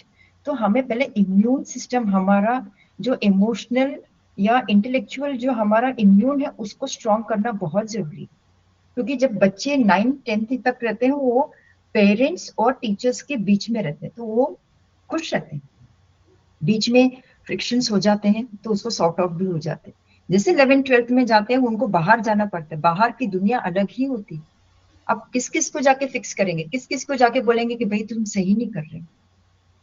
फर्स्ट आप हमें अपने ही बच्चों को, मतलब स्कूल और पेरेंट्स दोनों को ही ये उनको स्ट्रांग बनाना पड़ेगा कि ऐसे ही संसार है, ऐसे ही होने वाला है, आप किसी को चुप नहीं कर सकते।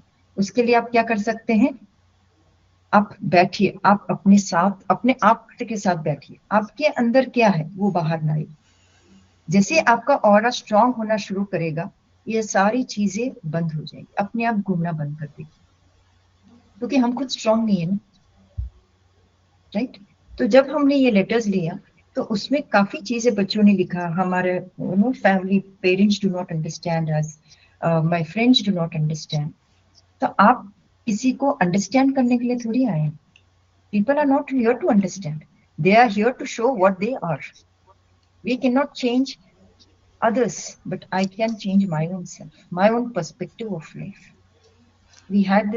We spoke to the parents, and when they came on Monday, I met my children again and I asked them, how was it?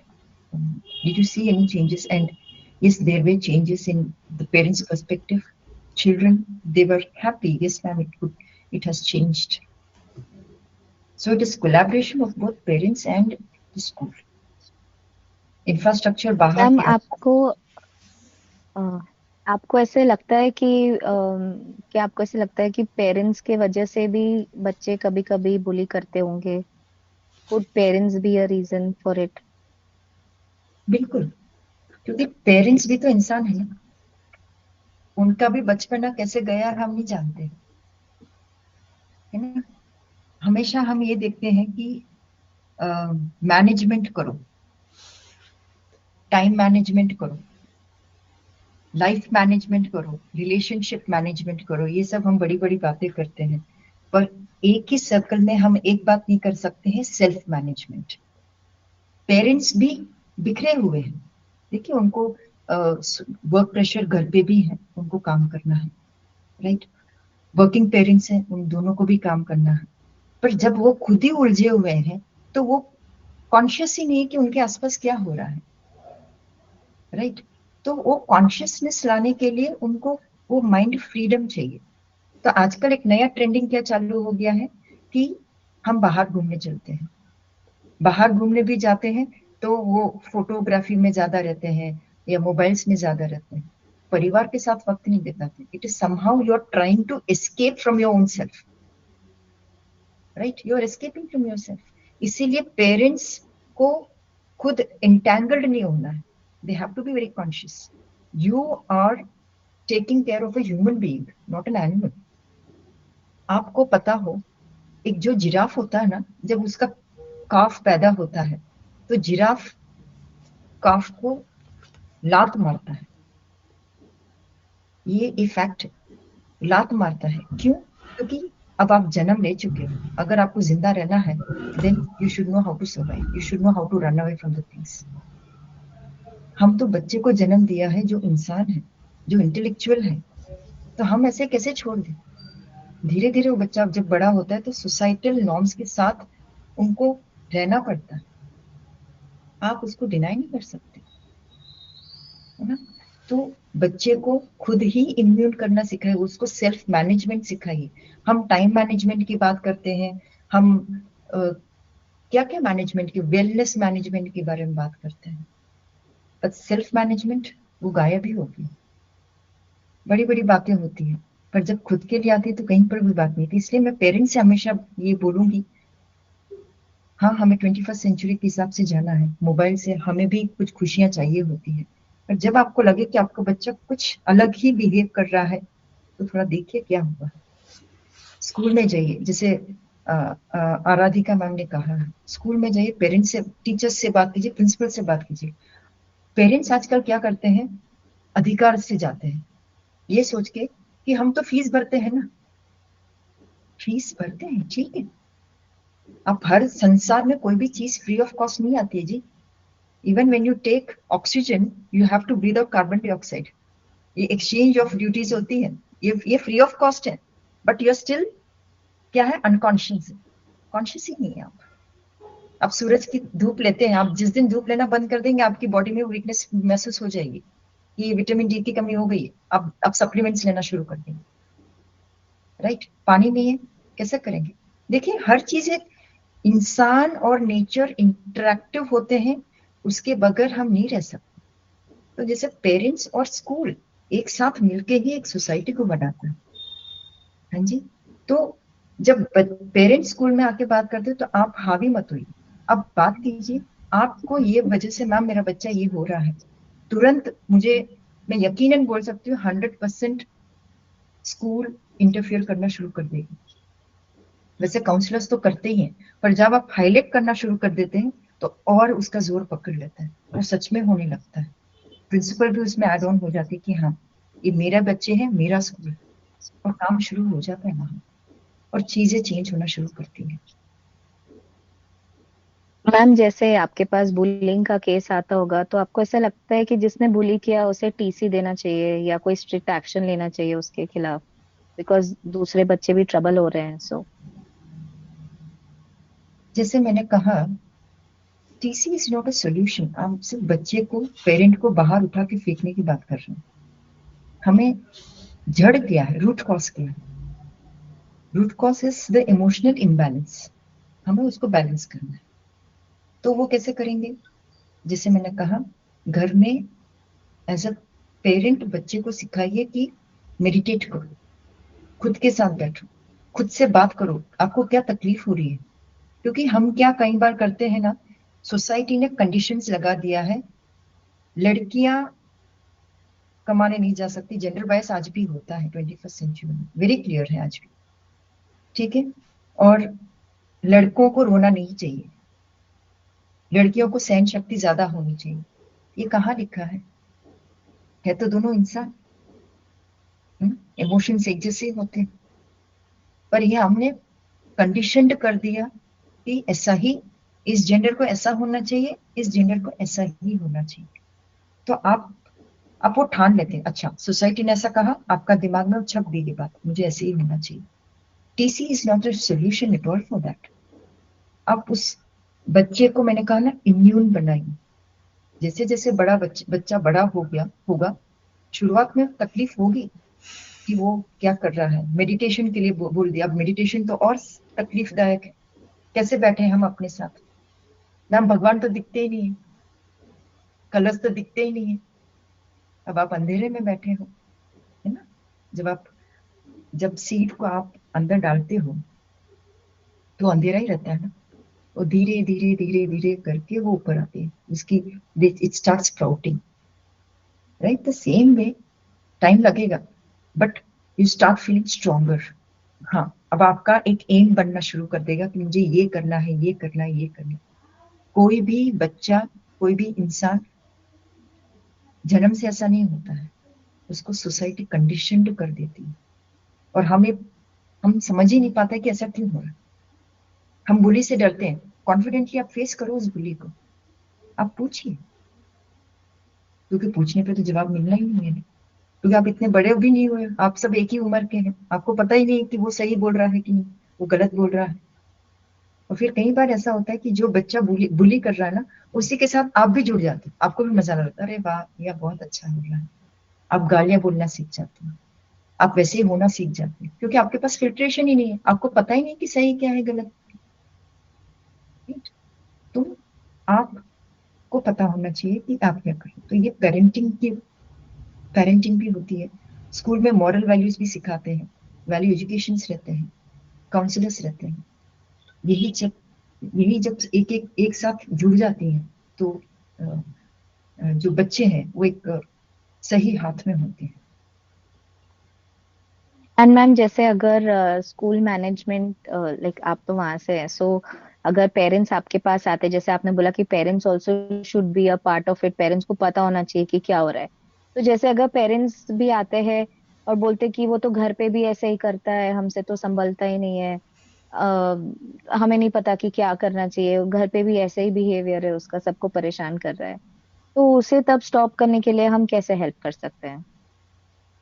इंसान की एक फितरत क्या होती है पता है, कि जब कोई दिक्कतें आती है ना, तो हाथ झटकना शुरू कर देते हैं, ये मेरा काम नहीं है, इसको पहले किसी के पास लेके जाओ। पहले क्या होता था कि जब बच्चों को बुखार होता था या कुछ भी होता तो घर में नानी के नुस्खे कुछ होता था, राइट, और हम वो करना शुरू करते कि एक मम्मी है वो कर देगी। पर आजकल हम खुद एस्केपिज्म करने लगे, हमें खुद वो जवाबदारी नहीं लेनी है, क्योंकि हम किसके पीछे जा रहे हैं, हमें पैसे कमाना है, we have to give lots of time, deadlines करनी है ना। तो फैशन है, हमें बॉडी शेमिंग नहीं करनी है, बहुत सारी चीजें जाती है, कीजिए, मना नहीं है, पर थोड़ा सा वक्त आप देखिए बच्चा क्यों चेंज हो रहा है। वो हमारी जिम्मेदारी, माता पिता की जिम्मेदारी होती है कि बच्चा ऐसा क्यों हो रहा है। अभी सेकेंडली क्या करते हैं, स्कूल में नहीं पढ़ाई करता है, हमारे पास टाइम नहीं है तो हमने ट्यूशंस भेज दी। वो ट्यूशंस में जाके क्या सीखता है आप जानते हैं? नहीं जानते आप, बिल्कुल भी नहीं जानते। आपने बच्चे को मोबाइल फोन्स थमा दिए, उसमें क्या देख रहा है आप जानते हैं? बिल्कुल नहीं जानते, isn't it? तो शालिनी मैम, आपका सवाल क्या था? कि जैसे अगर पेरेंट्स ही आके कंप्लेन करते कि हमसे तो नहीं संभल रहा है, आप देखो क्या कर सकते हैं, हम तो कितना समझाते हैं, ये मानता ही नहीं, ये तो घर पे भी ऐसे ही मारा पीटी करता है और स्कूल में आके बुली कर रहा है, तो ऐसे बच्चों को हम कैसे डील कर सकते हैं? ऐसे पेरेंट्स कई बार आते हैं कि मैम आप मारिए, आपको तो हमने पूरी छूट दे दी। हम्म। मारने से कुछ नहीं होता है ना, मारने से अगर कुछ हो जाए तो आज बड़े बड़े क्रिमिनल्स मार खाने से सब संभल जाते थे, पर मारना इट्स नॉट अ सोल्यूशन। अगर आपका बच्चा आपको नहीं सुन रहा है तो वो आप देखिए आप में कमी कहाँ आई है। आपने बच्चे के साथ ट्रस्ट पैदा किया, पहले आपने कनेक्टिविटी बनाया नहीं, आपने जो देना था, जैसे टैब दे दिया, मोबाइल फोन दे दिया, अच्छा खाना दे दिया, अच्छा पहनावा दे दिया, इसके अलावा भी इंसान के अंदर दिल होता है, इमोशंस होते हैं, उसको पहनाने के लिए आपने क्या दिया? वो बहुत जरूरी होता है। ट्रस्ट बहुत जरूरी होता है। मैंने कहा ना, आजकल खुद पेरेंट्स इतने उलझे हुए हैं कि उनको खुद नहीं पता होता है कि क्या करना है। इसलिए आजकल स्कूल्स में करेक्ट। पेरेंटिंग काउंसिल्स होते हैं, पेरेंटिंग काउंसलिंग होता है। बच्चे है ही, पर पहले पेरेंट्स को काउंसिल करिए आप। तो पेरेंट्स को नहीं पता होता है। देखिए, पढ़े लिखे रहने से, डिग्रीज रहने से, बड़े पोस्ट में बैठने से आप एक स्किलफुल या जिम्मेदार इंसान नहीं बनते। बच्चों को संभालना बहुत बड़ी रिस्पॉन्सिबिलिटी होती है ना। आपके अंदर स्किल्स होना चाहिए। आपने ट्यूशंस भेज दिए, आप डॉक्टर्स के पास लेके जा रहे हो, आपको खुद नहीं पता होता है क्या करना है क्या नहीं करना। आपका बच्चा है, आप फिर बोलते हो कि मैम आप देखिए, आपको कुछ समझ में आ रहा है तो। हमारे पास बच्चा 6 घंटा 7 घंटा रहता है, उससे ज्यादा बच्चा फिर बाद में ट्यूशन चला जाता है, फिर उसके बाद क्लब्स में। आजकल 24 आवर्स में बच्चा 6 या 7 घंटा सोता है, तो वो कहाँ रिपेयर करेगा अपने आप को? ना आप बोलने की अनुमति देते हैं, ना आप समझने की कोशिश करते हैं। आप हर जगह उसको भेज देते हैं ताकि बच्चा हर जगह स्टक अप रहे। आप बच्चे को सिर्फ फिक्स कर दिए, यहाँ यहाँ यहाँ यहाँ। इमोशंस के लिए वक्त ही नहीं है उसके पास। ट्रू। राइट। तो We like totally agree with you, ma'am. And I think parents also have understood this very well, and I hope they're going to play their role well. I won't want parents to ask any questions or if they want to say anything. So please feel free to ask, ma'am. She's here to answer our queries. Any parent would like to say something?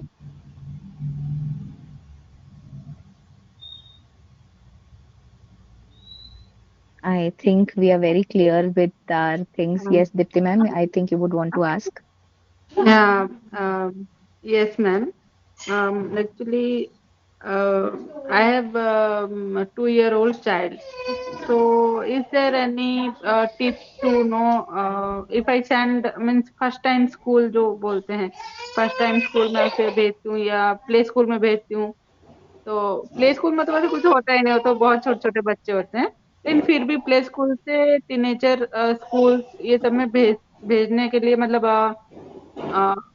मतलब कुछ tips ऐसे जो हमें bullying या तो फिर टीजिंग ये सब में कुछ काम आएगा ऐसे। Shalini ma'am, if you can reframe it. Yeah, she means to say that now like her kid is 2 years, तो she's just asking tips कि अगर हम स्कूल भेज रहे हैं तो जैसे मैंने कहा कि पेरेंट्स का सबसे बड़ा कंसर्न होता है कि हम अगर स्कूल भेजे तो हमारा बच्चा सेफ स्पेस में होना चाहिए। तो एज अ पेरेंट हम अपने बच्चे को क्या सिखा के भेजें ताकि वो सेफ खुद ही फील हो, जैसे आपने कहा कि बच्चों को खुद पे वर्क करना चाहिए। तो what tips can you give to the parents कि वो अपने बच्चों को क्या सिखा के भेजें, सही तरह से सिखा के भेजे? Because I just share one incident. एक पेरेंट ने कहा था कि मैंने तो मेरे बच्चे को सिखा दिया है, कोई तुम्हें एक मारेगा ना 2 चांटे मार के आ जाओ, डरना नहीं बिल्कुल किसी से। तो व्हाट, ये तो obviously this can not be done. So what would you suggest कि हम अपने बच्चे को क्या सिखा के स्कूल भेजना चाहिए? देखिए, वापस हम क्या कर रहे हैं, फिक्स कर रहे हैं। हम इंसानों को फिक्स कैसे कर सकते हैं? जब परेशानी आएगी तभी तो वो कुछ करेगा ना। या तो चुप रहेगा बच्चा, या तो उसको रिटेलिएट करेगा, है ना। जब कुछ हुआ ही नहीं है, अभी तो 2 साल का बच्चा है, शायद कुछ जल्दी ही आप स्कूल भेजना चाह रहे हैं बच्चे। और आजकल सीबीएसई ने भी कह दिया है कि 3.5 साल का जब बच्चा होता है तभी आप स्कूल में भेजिए। हमने उनकी बचपना में क्या बोलते हैं, छीन लिया है। और हम चाहते हैं कि छोटे बचपना छीन लिया है हमने एक्चुअली, है ना। तो फिक्स तो मत कीजिए। अभी इतने छोटा बच्चा बुली का मतलब नहीं समझता है। एज इन जब बड़ा होगा तब I think the most important thing what we can do is at least tell our kids before sending to school कि कुछ भी हो आके बताओ। जी या कुछ मैं भी हो आके ओपन बताओ, ओपन कम्युनिकेशन या बिटवीन कि ऑल। आके, हाँ हम हैं, तुम चाहे गलत कर रहे हो चाहे तुम्हारे साथ गलत हो रहा हो, first thing you can do is just come and tell us. In fact as parents भी मुझे ऐसा लगता है कि उनका डेली रूटीन होना चाहिए कि हम एज पेरेंट्स बहुत गलत क्वेश्चंस करते हैं, क्या किया तुमने स्कूल में, क्या पढ़ाया पे हमारा फोकस होता है।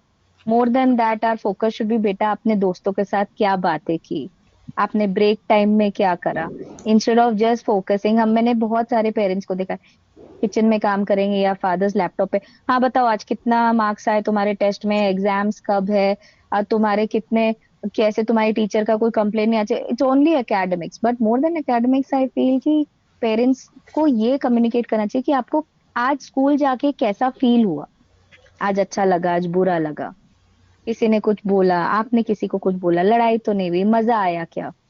These should be the questions more than academics, I feel. academics is just a part of it is a portal to go to the next level of your life. कि हाँ आपने अच्छी पढ़ाई की है, आपको अच्छी जगह पे नौकरी मिलेगी, आपको अच्छी कॉलेजेस में एडमिशन मिलेगा, पर उसके पहले हमें उनको बीइंग ह्यूमन सिखाना पड़ेगा। हम बीइंग ह्यूमन के टी-शर्ट्स Correct. रहते हैं, पर बीइंग ह्यूमन का मतलब भूल गए हैं हम, है ना। ह्यूमन बीइंग तो है ही हम, पर बीइंग ह्यूमन कहाँ गए हम, है ना? तो लेट अस अंडरस्टैंड दिस।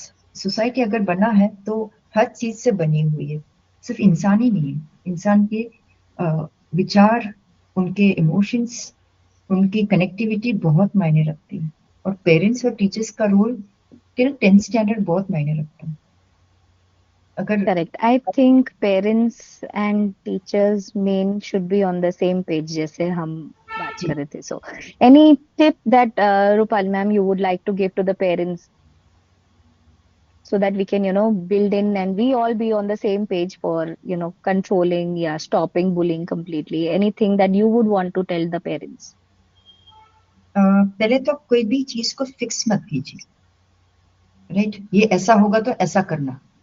सब्जी नहीं बना रहे कि नमक कम ज्यादा हो गया तो कैसे करेंगे, है ना। फिक्स मत कीजिए कोई भी चीज को। जैसे जैसे सिचुएशंस आती है वैसे बच्चे को ये समझाइए।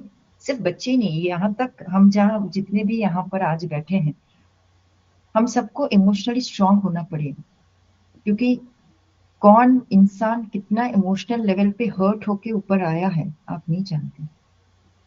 सेकेंडली, एक उलझा हुआ, no, discipline doesn't mean being quiet. Okay, चुप रहना का मतलब डिसिप्लिन नहीं होता है। चुलबुला बच्चा भी होता है ना, वो खुश रहता है, that is also discipline, but with in the limits में रहता है तो बहुत अच्छा लगता है। अभी एक केस मैंने जस्ट रिसेंटली पढ़ रही थी कि बच्चे जो भाई बहन हैं उनको मार्क्स कम आने से वो घर से भाग गए। घर से भाग के इतनी दूर आ गए, 4 दिन तक उनके पेरेंट्स उनको ढूंढते रहे। ठीक है, ये आंध्रा का केस है। तो वो बच्चे, जब पुलिस ने जब वो किया, रेकी किया, सब मिला तो बच्चे मिले, तो पूछा गया कि आप क्यों भाग के आगे, क्या परेशानी थी। तो फिर बच्चों में, बहुत छोटे बच्चे थे, उन्होंने बोला कि सर हमारे पेरेंट्स हमें डांटेंगे मारेंगे क्योंकि हमारे मार्क्स बहुत कम आए हैं। देखिए, डर कहाँ से आ रहा है? डर स्कूल से नहीं आ रहा, डर घर से आ रहा है, क्योंकि पेरेंट्स की जो विचार है, उनको जो चाहिए वो स्कूल से भी ज्यादा है। तो बच्चे कहाँ जाएंगे? उनको बहुत ज्यादा चाहिए, पेरेंट्स को बहुत ज्यादा चाहिए होता है कि मैंने नहीं किया तो मेरा बच्चा करे। और उनको लिबर्टी तो दीजिए आप, कि उनका जीवन उनको कैसे व्यतीत करना है ना। हम पैसों पे इतना ज्यादा अहमियत दे देते हैं कि पैसा ही सब कुछ है, पर बच्चे का स्किल, हर कोई बच्चा पढ़ा हुआ आईएएस आईपीएस नहीं बन रहा है, नहीं बन सकता। उनके अंदर डिफरेंट स्किल्स होती है। आजकल तो हर स्किल्स के लिए आप पैसे कमा रहे हैं। एक कारपेंटर भी है, आप आपने शेफ का कोर्स नहीं किया है और आपको शेफ नहीं बन पाए, आप शिप में नहीं बन पाए या कोई अच्छी बड़ी रेस्टोरेंट में नहीं बन पाए, पर अगर आप में लगन है तो आप छोटे से भी शुरू कर सकते हैं और आप बड़े मार्केट लेवल पे लेके जा सकते हैं, right. Thirdly, be aware of what is happening around you, let it be parents, teachers और बच्चे भी। अवेयरनेस रखना बहुत जरूरी है। एक्सीडेंट्स तभी होते हैं जब हम आंख बंद कर देते हैं, है ना। जब हम आजकल सब कोई हम गाड़ियां चलाते हैं, आप अगर अपनी ही धुन में रहें तो किसी को भी मार देंगे आप। And when you drive, this is a life, when you drive you have to be very conscious, and when you are alert you can bring in what it is. Fourthly I say हमें result बहुत जल्दी चाहिए होता है कोई भी चीज का, बहुत जल्दी। एलोपैथी मेडिसिन नहीं है कि आपने बच्चे को दे दिया और 2 दिन में बच्चे का दिमाग तेज हो गया या सबके जैसा अच्छा बन गया, ऐसा नहीं होता। प्रोसेस आपने शुरू की, प्रोसेसिंग तो कीजिए आप, थोड़ा थोड़ा समझाइए, सिखाइए, क्योंकि जब तक बच्चा बड़ा होके टीन एज में जाता है या 20 साल का होता है तो परिपक्व हो जाता है कोई भी इंसान। परिपक्वता तभी होती है जब आप बचपन से उसको सिखाते हुए आ रहे हैं। अगर आप इंडियन कल्चर आप देखेंगे, राजा रानी का टाइम या जो भी है पीछे का टाइम पे आप जाएंगे तो उनके बच्चों को वो सिखाया जाता था कि आपको तलवार ऐसे चलानी है। अगर आप प्रेजेंट एज में हम बात करें, लैपटॉप्स गैजेट्स हमें कैसे यूज करना हमें सिखाया जाता है, राइट? तो सिखाए तो सही, तुरंत हम रिजल्ट 1 महीने के एग्जाम के पहले ही हम सिलेबस पूरा पढ़ लेते हैं, कॉन्सेप्ट क्लैरिटी है ही नहीं, सिर्फ आप मार्क्स देख रहे हो। अच्छा, फिर क्या होता है कि 5th स्टैंडर्ड तक कई कई बार हमेशा ऐसा हुआ है, जब मैं टीचिंग में भी थी, आज मैं प्रिंसिपल हूँ, कि मैडम 5th स्टैंडर्ड तक तो मेरा बच्चा बहुत अच्छे से मार्क पढ़ता था, मार्क्स भी स्कोरिंग हो जाता था। मैं जवाब देती हूँ तब आपका बच्चा 50 मार्क्स या 40 मार्क्स का पेपर होता है, सिलेबस कम होता है, 4 सब्जेक्ट्स होते हैं, उससे ज्यादा कुछ होता नहीं, तो ऑब्वियसली होता है कि पढ़ के अच्छा स्कोरिंग कर लेता है।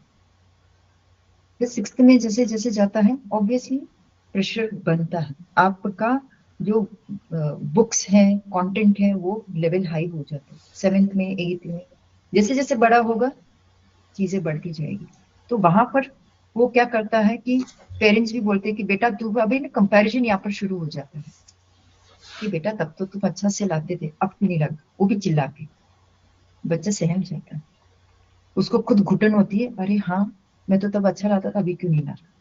आप उसको खुद डायलेमा में डाल देते, अब आप भी उलझे हुए हो, एज ए मदर आप उलझे हुए ही हैं, अपने बच्चे को भी उस कंडीशन में डाल दिया। अब वो खुद गिल्ट में चला गया कि मुझे क्या करना है, मैं क्या करूं, पहले तो मैं अच्छे से पढ़ता था, अब क्यों। तो फिर मम्मी क्या बोलती, अच्छा अब तो तुम बदमाश बच्चों के साथ रहते हो ना, इसलिए तुम्हारी स्कूल चेंज करनी पड़ेगी। देखिए ऐसा नहीं है, तब में और अब में काफी फर्क है, एक जैसा सब चीज नहीं रहता है।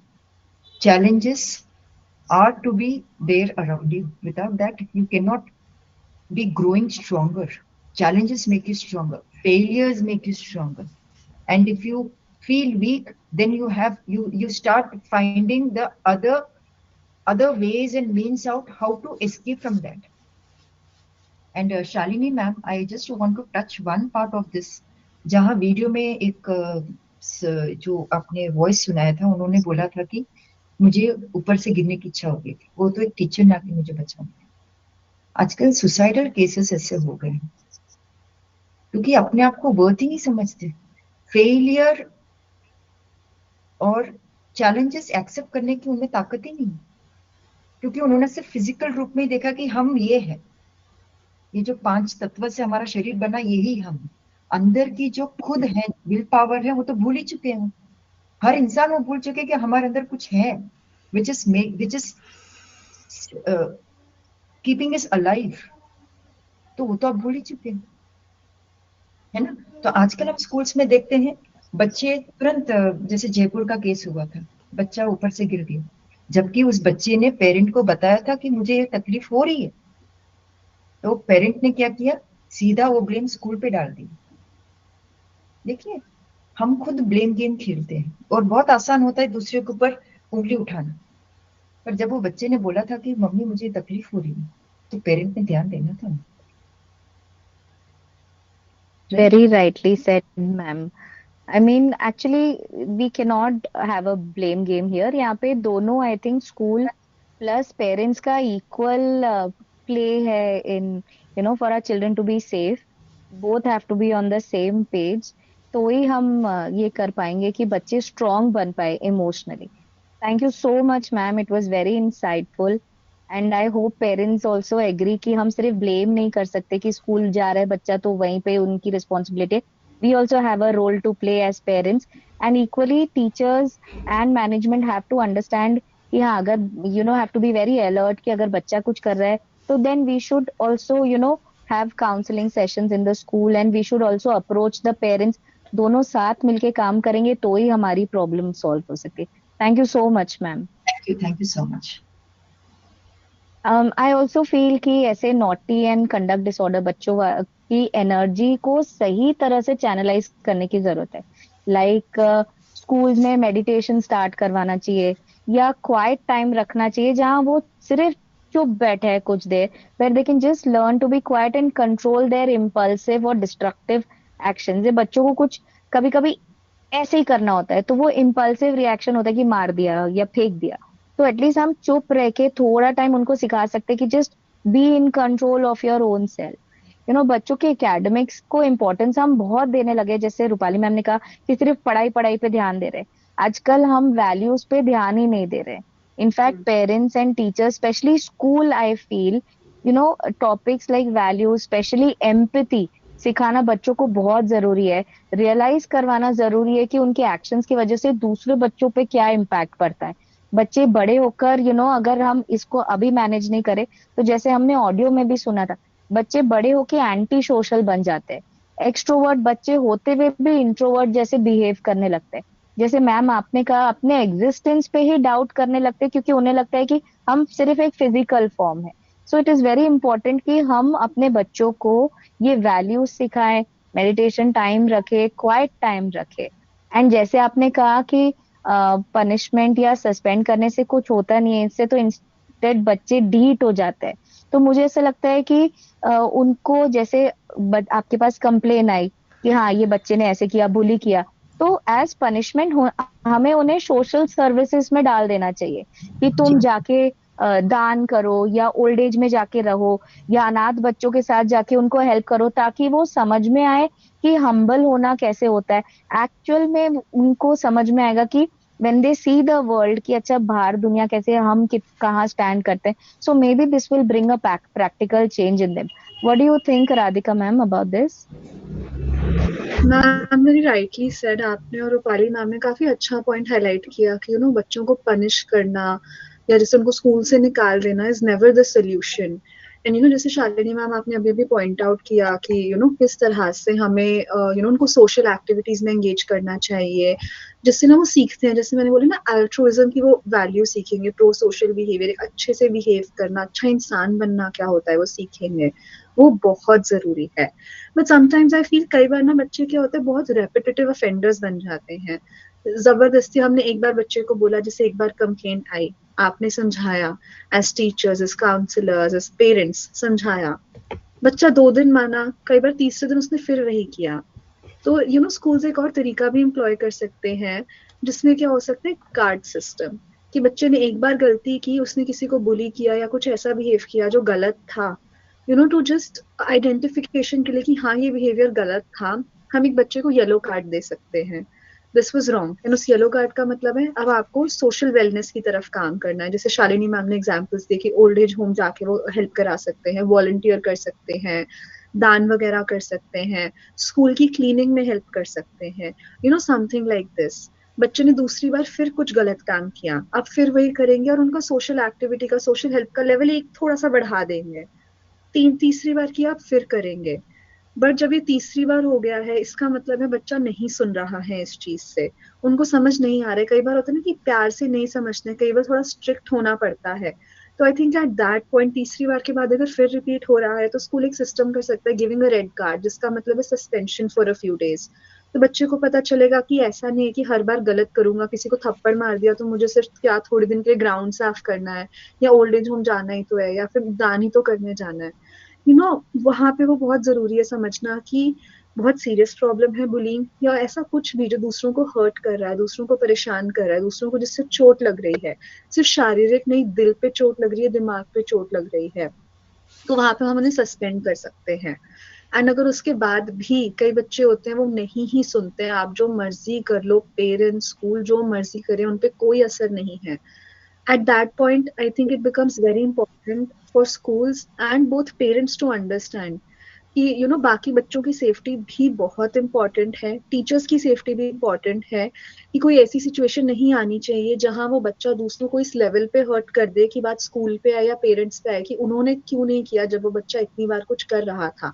Eight that point we can directly issue a black card, जिसका मतलब है बेटा आपको 4 वार्निंग्स मिली थी, 3 yellow cards and 1 red card. Now it's the black card which is TC और रस्टिकेशन, बिकॉज हमने सब ट्राई कर लिया but since you won't listen, दूसरे बच्चे हर्ट हो रहे, दूसरों को चोट लग रही है, वी कांट हैव दैट।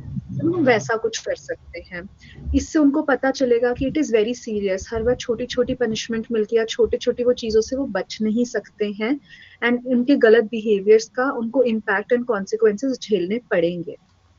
इसके अलावा एक और चीज जो स्कूल्स कर सकते हैं, मैंने देखी भी है अपने स्कूल में कि व्हाट वी हैड वाज कि डिसिप्लिनरी कमिटी होती थी, जिसमें कई टीचर्स होते, स्कूल काउंसलर्स एंड स्टूडेंट्स भी होते थे, some prefects and some non prefects, normal दूसरे बच्चे भी होते थे। तो वहां पे एक डिसिप्लिनरी कमिटी में क्या हो सकता है कि कोई भी बच्चा अगर उसको कोई बुली कर रहा है, उसे कोई भी कंप्लेन है regarding anything and anybody, and वो किसी टीचर से कंप्लेन नहीं करना चाहता, वो उन स्टूडेंट से रीच आउट कर सकता है या फिर अपनी बात लेके जा सकते हैं कि मेरे साथ ऐसे हो रहा है, I don't feel safe, I don't feel comfortable.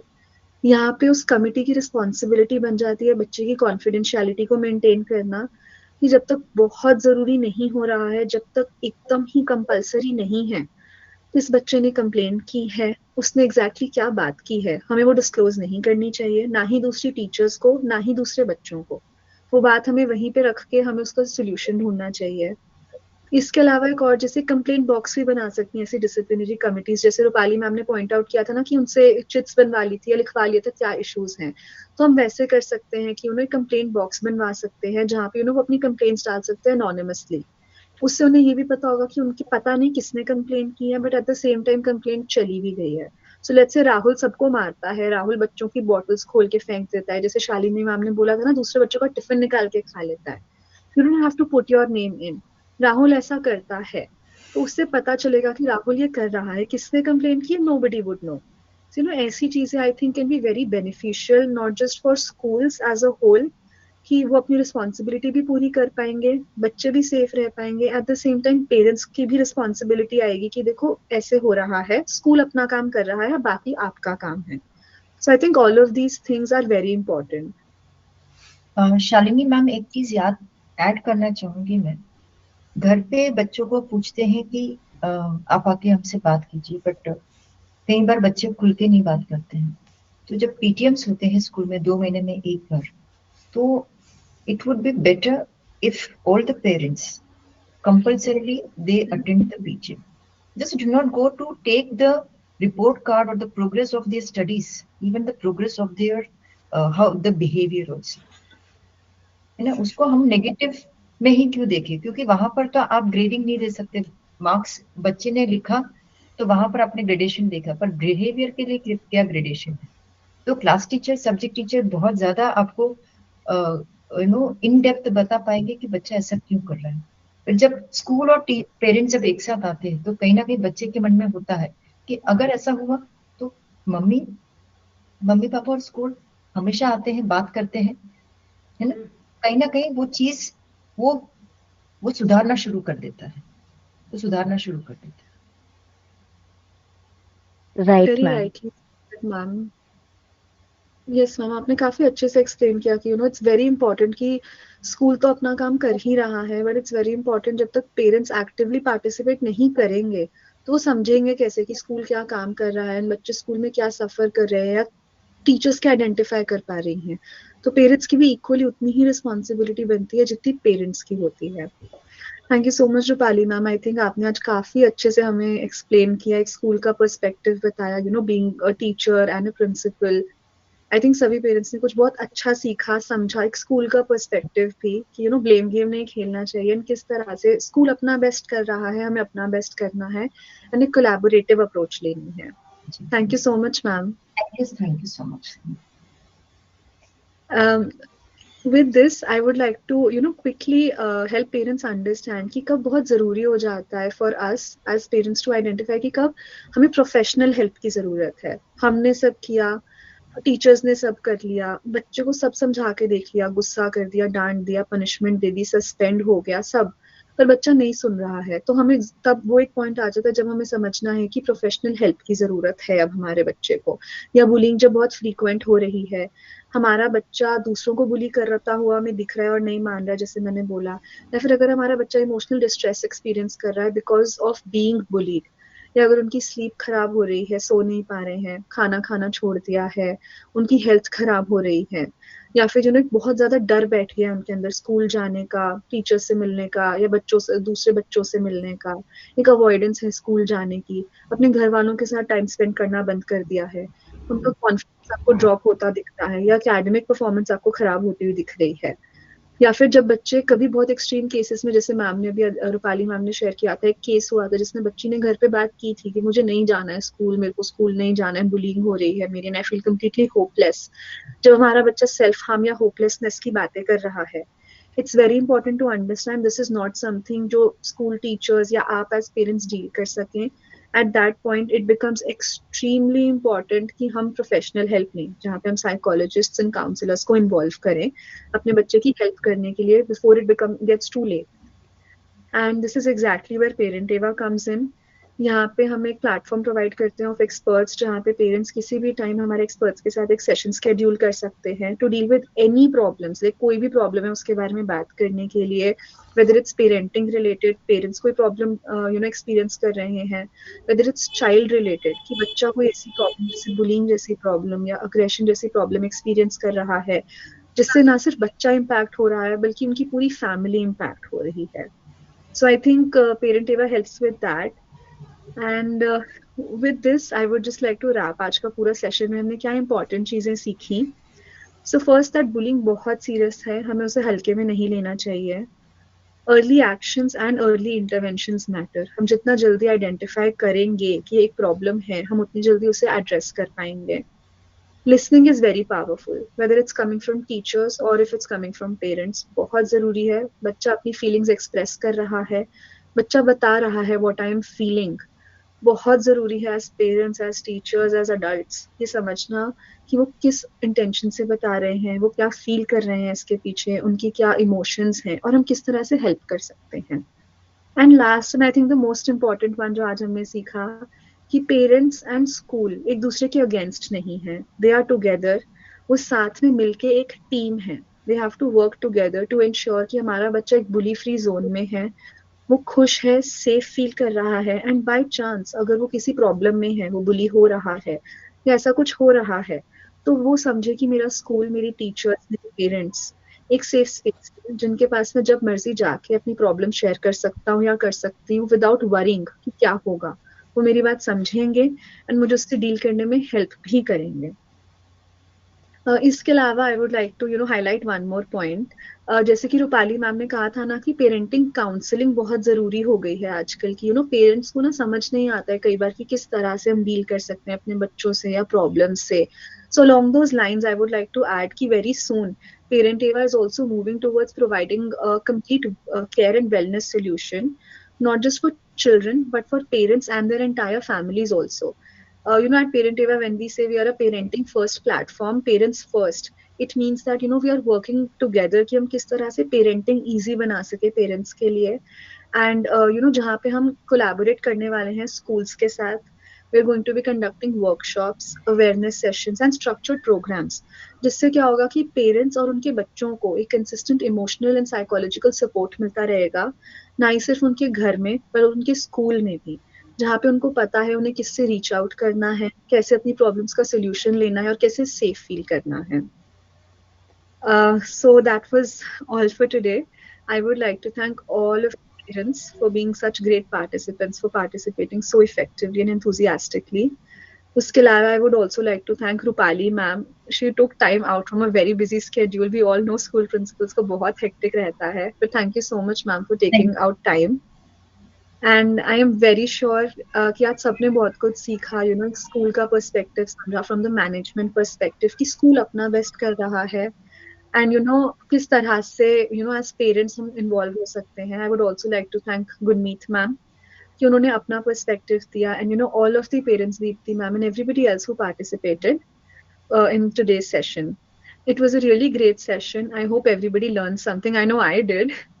And I would just like to remind all the parents again, there's a form link in the chat box. आप उसमें form fill करके you can avail a 20% discount coupon from there also. And free feel to book session, एक 15-minute extra session भी मिलेगा parents को with our experts. And आप session book कर सकते हैं as per your convenience.